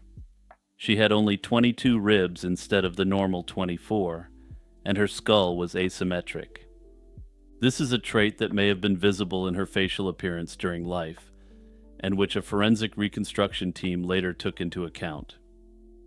These anomalies could indicate a congenital condition or health issues in her youth. There were no obvious signs of healed fractures or traumatic injuries on the bones to indicate past trauma. The medical examiner officially listed the cause and manner of death as undetermined, given the lack of conclusive forensic evidence.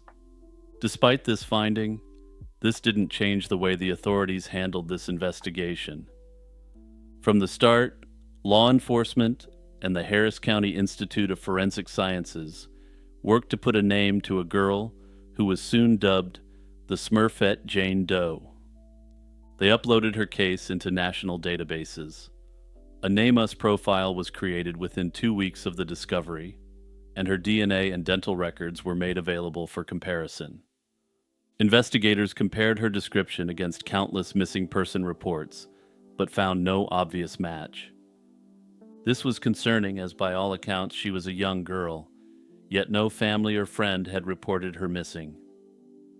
Further, the case received fairly substantial media coverage at the time, which concerningly didn't prompt anyone to come forward to claim who she was. In early 2013, a breakthrough in forensic testing offered a new lead. Isotope analysis of the girl's bones, essentially chemical signatures from the water and food she consumed, suggested she likely grew up not in Houston, but in central or north-central Texas. The results were very consistent with regions around Austin and San Antonio. Authorities even reached out to law enforcement across the U.S.-Mexico border, considering the possibility that the girl or her relatives could have been from Mexico or Central America. Over the years, at least 17 missing girls were compared and ruled out as potential identities for the Smurfette Doe. With no identification and scant evidence about her life, several theories have emerged about who the Smurfette Jane Doe was and how she met her fate.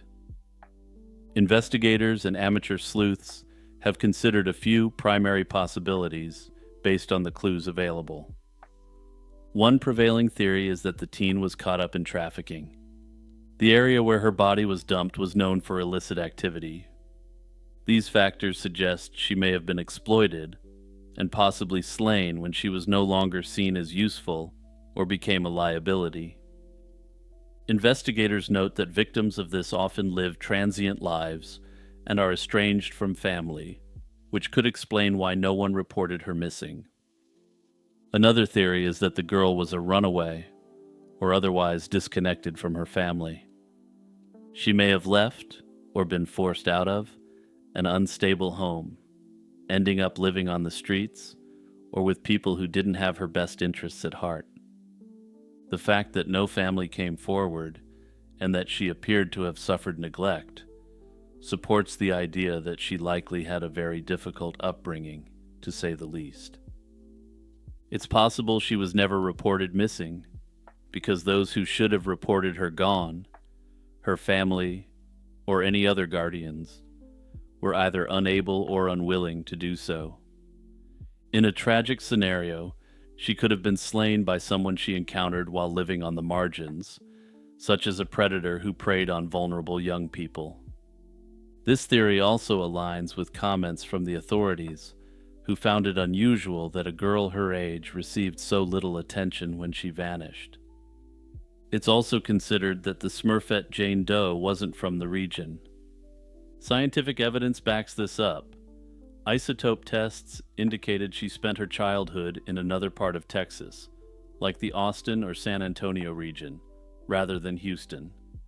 That said, isotope testing is imprecise, at least compared to other forms of forensic testing such as DNA. Investigators explored leads in Mexico and Central America on the chance that she was a missing person from outside the country. If she was undocumented or far from her birthplace, it would be less likely for local authorities to link her to a missing child report. Unfortunately for investigators, the evidence simply doesn't conclusively point to one scenario or meaningfully narrow down the case. Despite the passage of time, the case of the Smurfette Jane Doe has not been forgotten. A major development came in 2021 when cutting-edge forensic genetic genealogy was applied to her case. As of now, this investigation remains ongoing. Forensic genealogists working on this Jane Doe's case have reported some progress in narrowing down her possible background.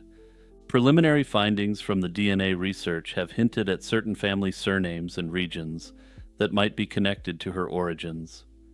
However, at present, none of this information is publicly available due to the ongoing nature of the investigation and the present uncertainties.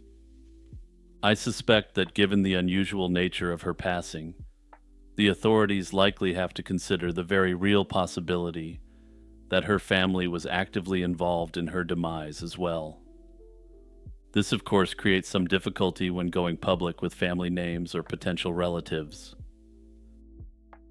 Hey everyone, it's Jimmy here with a quick reminder to like, subscribe, and share this video with your friends and family.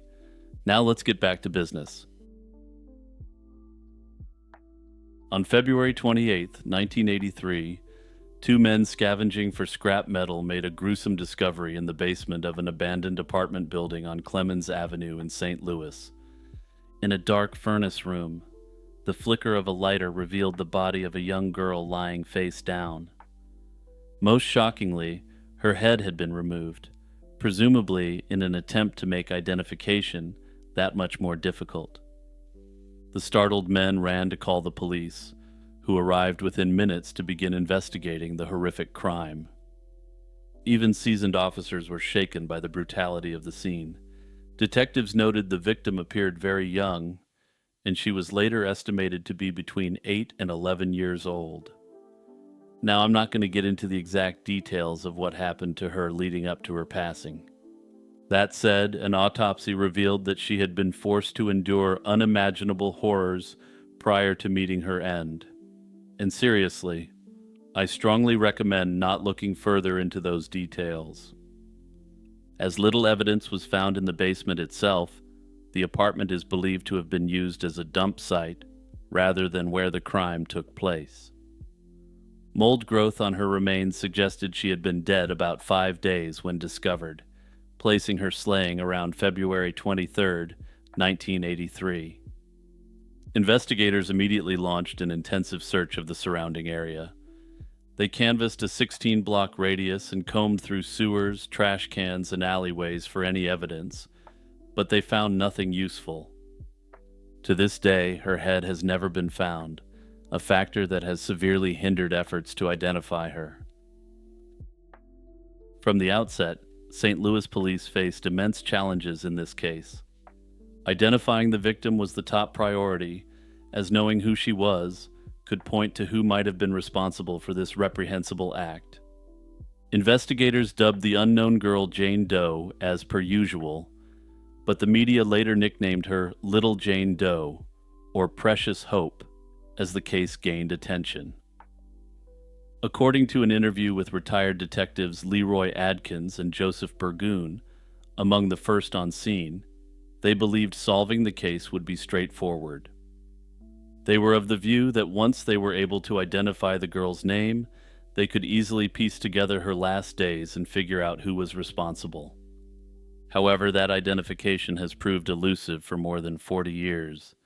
In this interview, Adkins said, quote, "It's unimaginable to me that a kid can come up missing and no one knows a thing."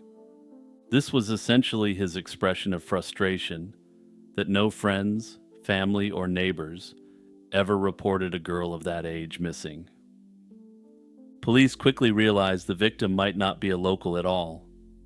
Exhaustive checks of school rosters in St. Louis and surrounding districts turned up no unaccounted students matching her description. Given the horrors associated with the case and who the victim was, the case went nationwide. Authorities circulated the girl's description to law enforcement agencies across the country, and reports from all 50 states were reviewed for any possible match.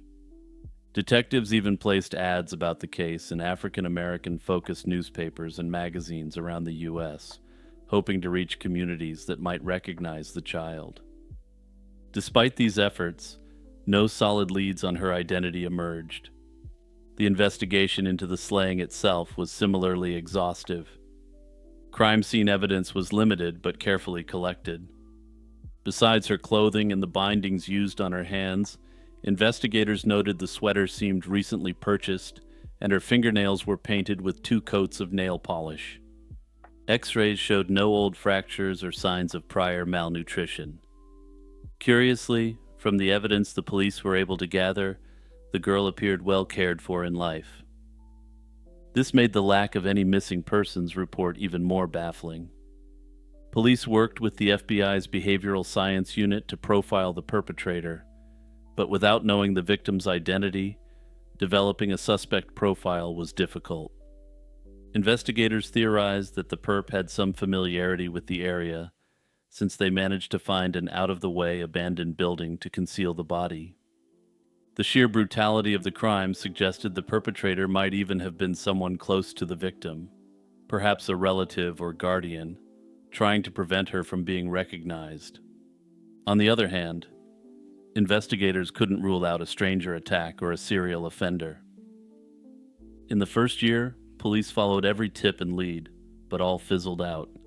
After 9 months with no progress, the girl's remains were finally laid to rest on December 2nd, 1983, in a pauper's grave at Washington Park Cemetery. A brief funeral service was attended by members of the police force and concerned members of the community. The investigation, however, was far from over, and St. Louis detectives remained determined to find answers, and over the years the case would take many twists and turns. Over time, numerous theories and possible connections to other crimes have been explored in this Jane Doe case. Investigators considered various scenarios to explain how a child could be slain and drop off the face of the earth without anyone coming forward to claim her, not even a teacher.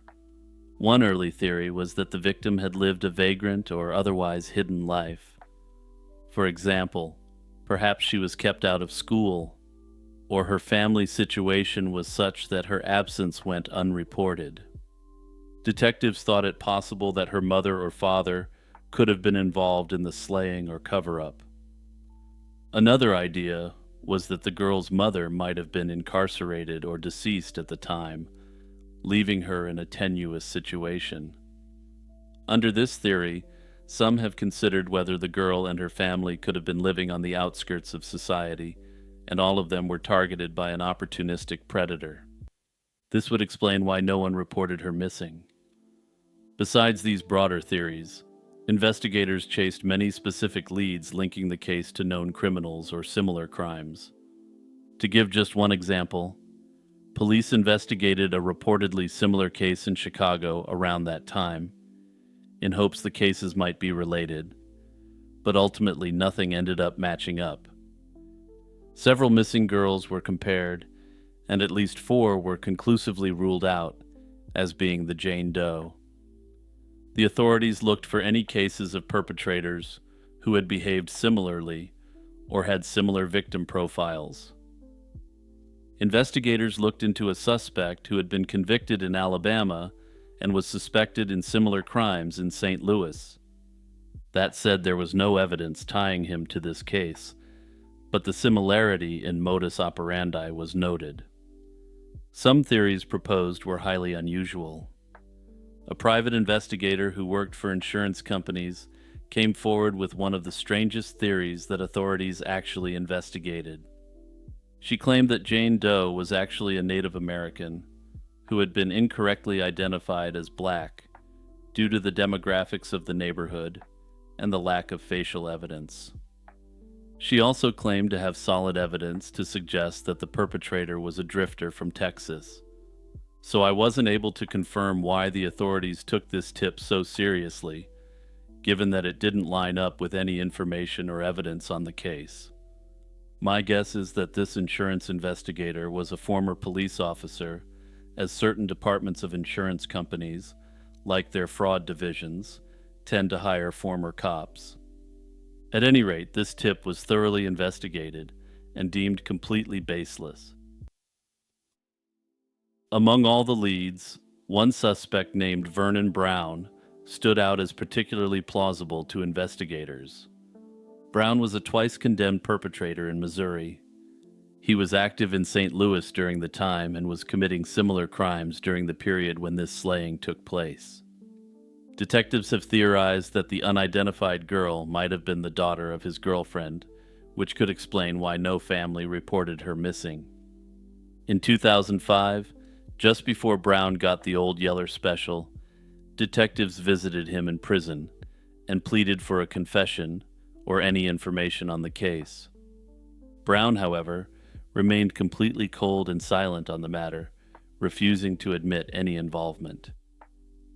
He was subsequently eliminated, without any confirmation that he had been involved in the slaying of this Jane Doe.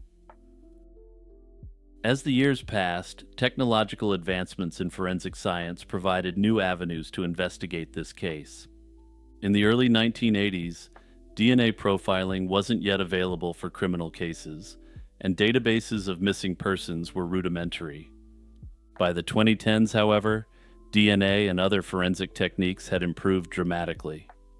In 2013, the St. Louis police decided to exhume Jane Doe's remains to take advantage of modern science. This plan hit an unexpected snag. When investigators went to Washington Park Cemetery, they couldn't locate her grave. The old, overgrown cemetery's records were in disarray, and her burial plot had no headstone. Remarkably, a team of researchers from Washington University in St. Louis stepped in to help. They used old funeral photographs and mapping technology to pinpoint the exact spot of the unmarked grave. In June 2013, her remains were finally exhumed, allowing experts to retrieve bone samples and new DNA evidence. The exhumation opened the door for advanced forensic tests. Scientists conducted isotope analysis on the girl's bones, examining mineral deposits that accumulate based on local water and food, to infer where she may have lived during her life. The results suggested that she likely spent her childhood outside of Missouri, aligning with investigators' suspicions that she was not originally from St. Louis. Specifically, one analysis pointed toward states in the Mid-Atlantic or Midwest, including regions like Pennsylvania, Ohio, Indiana, West Virginia, Michigan, Minnesota, or Wisconsin. Another set of tests indicated possible ties to southeastern states such as North or South Carolina, Georgia, Florida, Alabama, Mississippi, Louisiana, Tennessee, or Texas. In either case, the consensus was that her geographic origins were likely not local to St. Louis, which helped explain why no local school or family had missing reports matching her. The isotope clues were broad, but they narrowed the scope of the search for relatives. A full DNA profile of the victim was obtained and entered into national databases in hopes of matching it either to a relative or to the unidentified remains of the missing head. Ultimately, unfortunately, no match was made. The girl's remains were reburied in a much more dignified resting place. She was interred in the Garden of Innocents at Calvary Cemetery, which is a special area for unidentified children. So the big question I have with this case is whether this Jane Doe's DNA has been submitted to Othram or a similar service for familial DNA testing. As detectives noted initially, finding relatives of the girl would make this case substantially more straightforward than it is now. In this case, it's even possible that genetic genealogy may not just lead to family members who can identify her, but also to the perpetrators themselves. In the mid-1970s, an elusive serial perpetrator terrorized San Francisco's gay community, preying on men he met in night spots and earning the nickname the Doodler. Between early 1974 and late 1975, at least 5 men were brutally slain, and several others assaulted, by an unidentified assailant who would sketch his targets before attacking. The Doodler's known crime spree spanned roughly 18 months. The first victim was discovered in the early hours of January 27, 1974, when the body of 50-year-old Gerald Earl Kavanaugh was found on Ocean Beach in San Francisco. Kavanaugh had been stabbed multiple times and showed defensive wounds. His slaying initially drew very little public attention. A few months later, on June 25, 1974, the perpetrator struck again. Joseph Stevens was found deceased near Spreckles Lake in Golden Gate Park. Stevens had been seen at a club the night before, and police believed he left with the suspect and was slain shortly afterward. The violence continued into the summer of 1974 as panic set in across the city and in the targeted community. On July 7, 1974, the body of Klaus Christmann, a 31-year-old German immigrant, was discovered at Ocean Beach. Christmann was married and had children, and the authorities thought he might have been closeted given the era's social climate. By this point, investigators began to suspect a pattern. The similar modus operandi and victim profile prompted police to link the cases. After a brief lull in the latter half of 1974, the perpetrator struck several more times in 1975. On April 27, 1975, 52-year-old Warren Andrews, a lawyer, was assaulted at Land's End, a coastal park not far from the prior Ocean Beach crime scenes. Andrews was bludgeoned with a rock and branch rather than stabbed, and he never regained consciousness, dying weeks later from his injuries. Notably, Warren Andrews was only connected to the Doodler by the authorities in 2022. This recent revelation suggests that there may be even more crimes linked to the Doodler than are publicly known. Just 2 weeks after the Andrews attack, on May 12, 1975, the body of Frederick Elmer Capon, 32, was found on Ocean Beach. Like the others, Capon had been stabbed in the torso, and evidence at the scene suggested his body had been dragged roughly 20 feet, indicating an attempt to conceal the crime. Capon, a Vietnam War veteran and nurse, was identified via fingerprints. The final known victim, Harold Goldberg, 66, was discovered on June 4, 1975 in Lincoln Park. He was discovered in a state of advanced decomposition. Notably, there has been some controversy as to whether Goldberg was a victim of the Doodler, given that he was substantially older than the other men who were slain. In addition to these acts, at least 3 men survived attacks believed to be by the Doodler. And what you're about to hear is extremely unfortunate, as it's proof positive that there was enough evidence to bring this monster to justice, at least at a certain point. In July 1975, within 2 weeks of each other, 2 different men were stabbed in the Fox Plaza area of San Francisco, but managed to survive. One of them later told police he encountered the assailant late at night in a diner that was known to be a gay-friendly hangout by locals. The man had been sketching animal figures on a napkin and claimed to be an art student studying to be a cartoonist. This charming approach, offering a drawing and engaging in conversation, was likely how the perp gained the trust of his victims. The tactic proved tragically effective at luring men to isolated spots. Another survivor in October 1975 spent considerable time with the suspect and provided detectives with a detailed description. These first-hand accounts allowed police to create a composite sketch of the attacker, depicting a young black man with a slender build. From the beginning, the Doodler investigation was hampered by the social climate of the time and the elusive nature of the perpetrator. After the early slayings in 1974, San Francisco police noted the commonalities and realized a single offender might be responsible. The surviving victim's testimony in 1975 was a major break. Their information yielded a police composite sketch in 1975, which was circulated to help identify the suspect. Tips poured in. One anonymous caller even provided a name and a license plate number that pointed to a potential suspect. Acting on these leads, SFPD detectives identified a strong suspect and brought him in for an interview in January 1976. This individual was a young man fitting the description, an African-American male in his early 20s, around 5'11" with a lanky build. By then, however, the string of known Doodler assaults had stopped, and investigators faced a critical hurdle. That is to say, lack of cooperation from key witnesses. Several men had survived encounters with the Doodler, including the 2 from summer 1975 and one other earlier victim, but none were willing to publicly testify against the suspect. In the 1970s, coming out as a gay man carried immense stigma and personal risk. According to a 1977 report, 2 of the 3 survivors were prominent individuals. One of them was described as, quote, a well-known entertainer, while another was described as a prominent diplomat. Without their testimony, prosecutors had no strong case, since physical evidence linking the suspect to the crimes was scant.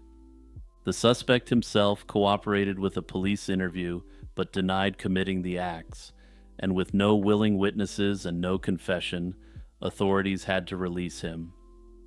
Investigators were convinced they had the right man. One officer later said they strongly believed the detained individual was indeed the Doodler. Decades later, in an effort to reignite the case, San Francisco police artists used this to quote-unquote hypothesize how the Doodler might look as a much older man. And given what we know, and what the police appear to know, I really have to believe this image must be quite exact. The updated rendering was released to the public, reflecting the suspect in his 60s or 70s. Authorities hoped that modern eyes might recognize the face after so many years, and that someone might finally be willing to speak up with information. Throughout the investigation, law enforcement faced numerous challenges beyond uncooperative witnesses. The crimes occurred in an era when forensic technology was limited, DNA profiling didn't exist, and other physical evidence was often not enough to conclusively tie a suspect to a crime, at least to the exacting standards required by our legal system. In one intriguing twist, a psychiatrist contacted police in late 1975, claiming that one of his patients had confessed to being the Doodler. This doctor, known only by the pseudonym Dr. Priest, after the practice of confession, even gave a name to investigators, seemingly corroborating the suspect they had in mind. Yet, because the survivors refused to identify the suspect in court, and the alleged confession came through a second-hand source bound by medical confidentiality, the case didn't progress. By the end of the 1970s, the Doodler investigation had gone cold, despite an array of extremely promising leads that never fully materialized into a resolvable case. It's chilling to note that after the police sketch was publicized and a suspect was interviewed, the Doodler stopped his attacks. This suggested that the person responsible was scared by the heat, and also strongly suggests that the interviewed party was the Doodler. Given the evidence gathered, police and crime experts have formed theories about who the Doodler might be and what drove him to commit this series of heinous acts. The leading theory is that the unnamed man detained in 1976 was indeed the perpetrator. Investigators have quietly kept tabs on this individual over the years. In fact, he remains a person of interest decades later. As of the early 2020s, SFPD confirmed they have re-interviewed the same man and that he is still under suspicion, though he has not been publicly named at present. The man is believed to be living in California's East Bay region and would likely be in his early 70s based on the evidence that's been released. Officially, no charges have ever been filed, but the consensus among those familiar with the case is that authorities have something just shy of certainty as to who the Doodler is. And this isn't one of those cases where authorities have a strong inkling. They really seem to have near absolute confirmation as to who the guy actually is. This is a case where we have multiple high-profile people who were unwilling to testify against him due to personal concerns about their orientation coming out in open court. Combine this with the fact that a psychiatrist came forward to advise that the Doodler himself confessed, and well, there's a real evidentiary quagmire. All of these parties provided independent confirmation that the Doodler was the same person, but due to an unwillingness to testify and medical confidentiality, the authorities have their hands tied. Another important question is, what exactly would drive someone to commit these sick crimes? Both professional criminal profilers and online sleuths have noted that the Doodler's pattern suggests a complex and conflicted motive. All evidence indicates that the Doodler engaged in relationships with the men before ending them. Some have speculated that the perpetrator might have been grappling with his own identity, and that attempting to repress his identity led to a horrific outbreak in serial violence. Another theory about the Doodler's motive is rooted in the social shame of the time. It's important to remember that even in San Francisco in the 1970s, the police had an extremely strained relationship with the gay community. This community had faced decades of abuse at the hands of the authorities. In general, at best, the community was wary of the police. Since all known victims were part of the community, even if only on a closeted basis, the perpetrator may have chose to operate in a community reluctant to engage with law enforcement. Some investigators theorize he deliberately targeted men who, he assumed, would be reluctant to report attacks. This could point to a predator who cynically took advantage of society's bias.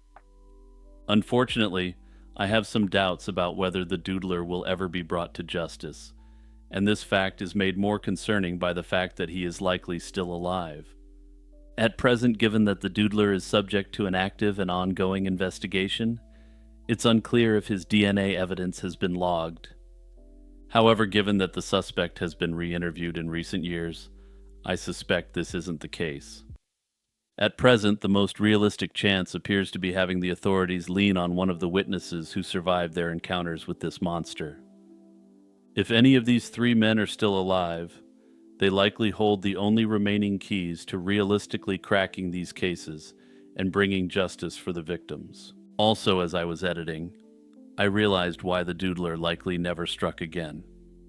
I suspect that given the strength of the evidence against him, The SFPD has likely had this guy under intermittent surveillance for the last half-century. King Sebastian I of Portugal was a young monarch with grand ambitions fueled by religious zeal.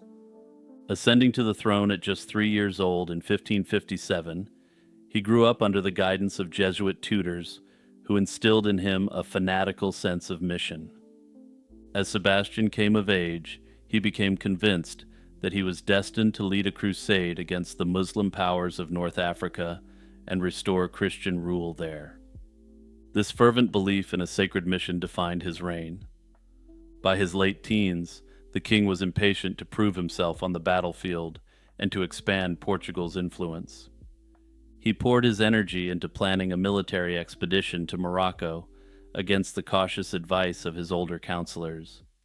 In 1578, King Sebastian launched his long-awaited campaign overseas, an adventure that would culminate in his mysterious disappearance and plunge Portugal into turmoil.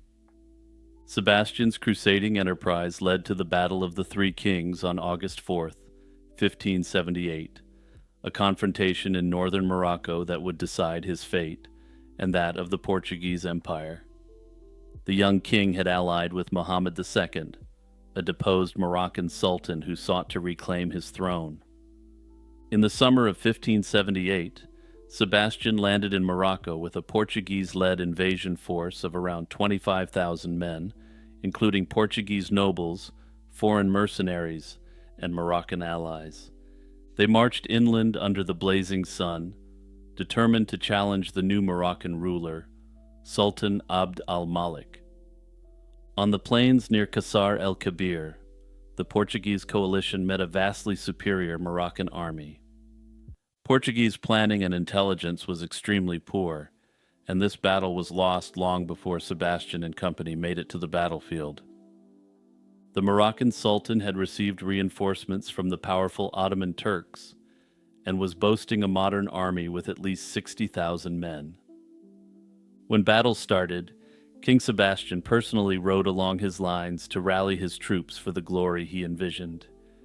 Despite initial confidence, the fight quickly turned against the Portuguese. Abd al-Malik, though gravely ill, led his forces from horseback, and the Moroccan army executed a bold plan to encircle the invaders. Early in the battle, a cannonball struck down one of Sebastian's key commanders, throwing the Portuguese center into confusion. Moroccan cavalry then surged around both flanks of Sebastian's army. After hours of fierce combat, the Portuguese lines crumbled under the pressure. The result was a catastrophic defeat. Thousands of Portuguese and their allies were slain, including nearly virtually all the entire high nobility of Portugal. It's estimated that the 15,000 survivors were taken captive and sold, mostly to work the galleys of the various Barbary pirates. Only a handful of Portuguese troops and their allies escaped the carnage. King Sebastian was last seen fighting valiantly amid his doomed troops, refusing to retreat even as the situation became hopeless. Amid the chaos and slaughter, the 24-year-old king vanished. His body was never conclusively identified on the field, leaving contemporaries uncertain whether he had perished or somehow survived the debacle. The Moroccan Sultan Abd al-Malik died during the battle, and Sebastian's ally drowned while fleeing. Notably, all three kings involved in the battle met their end that day. The battle's outcome was a disaster for Portugal, wiping out a generation of its leadership and ending Sebastian's ill-fated crusade in utter defeat. In the immediate aftermath of the battle, King Sebastian's fate became an enduring mystery. The most straightforward explanation is that he died in battle, as most of his men did. Indeed, given the overwhelming defeat and the fact that he was last seen surrounded by enemy forces, it's highly likely Sebastian was slain on the field. However, the failure to locate and positively identify his body gave rise to widespread speculation and hope that the young king might have somehow survived. In Portugal, a legend grew that Sebastian had escaped the battlefield, perhaps taken captive incognito or wandering in exile, and that he would one day return to his people. This messianic hope came to be known as Sebastianism. Sebastian's people, grief-stricken by the loss and facing an uncertain future, clung to the idea that their king would reappear in Portugal's darkest hour to save the nation. For years after 1578, rumors swirled of sightings and secret letters, all suggesting that Sebastian lived on in disguise. The belief in Sebastian's survival was so strong that it encouraged a series of false Sebastians to come forward in the decades after the battle. Between the 1580s and early 1600s, at least 4 different impostors declared themselves to be the missing monarch. These pretenders emerged in both Portugal and Spain, exploiting the popular longing for Sebastian's return. One particularly convincing false Sebastian was working as a baker in a Spanish town, when his colleagues noted that he could speak German and French, in addition to Spanish and Portuguese. Needless to say, it was a rarity for a simple baker to speak 4 languages at the time, and the stack of languages he spoke suggested he was from the high nobility. This baker, who was likely actually a Spanish man named Gabriel de Espinosa, was able to masquerade as Sebastian for a few months before the authorities ended his charade. Sebastian's disappearance had immediate and far-reaching consequences for Portugal. With the young king gone and no direct heir, the Portuguese monarchy faced a succession crisis. The king's elderly great-uncle, Cardinal Henry, assumed the throne. However, Henry was a celibate clergyman, and at nearly 70 years old, had no heirs of his own. He ruled for only 2 years, dying in 1580 and plunging Portugal further into a dynastic dispute. Backed by his powerful armies and a strong claim, Philip II of Spain invaded Portugal in 1580 to seize the throne. After defeating the remaining forces loyal to the Portuguese crown, Philip was proclaimed Philip I of Portugal in 1581, uniting the Spanish and Portuguese crowns. This began the period known as the Iberian Union, a dynastic union under the Spanish Habsburgs that lasted for 60 years. For Portugal, being absorbed into the Iberian Union marked the loss of the nation's independent sovereignty. Under Spanish rule, Portugal was governed by a foreign monarch, and although it retained formal autonomy in its laws and colonial administration, in practice the country became a junior partner. The consequences were significant. Portuguese colonies and trade were pulled into Spain's conflicts, and the once proud Portuguese navy and commerce suffered neglect. The disappearance of Sebastian thus inadvertently led to a decline in Portugal's standing and the end of its golden age of exploration and prosperity. In 1640, the Portuguese finally revolted and restored independence under the House of Braganza, ending the Iberian Union. However, the legacy of Sebastian's ill-fated crusade had already completely reshaped the course of Portuguese history. He had sought to win glory for his kingdom, but instead, his loss brought about a period of crisis and subjugation.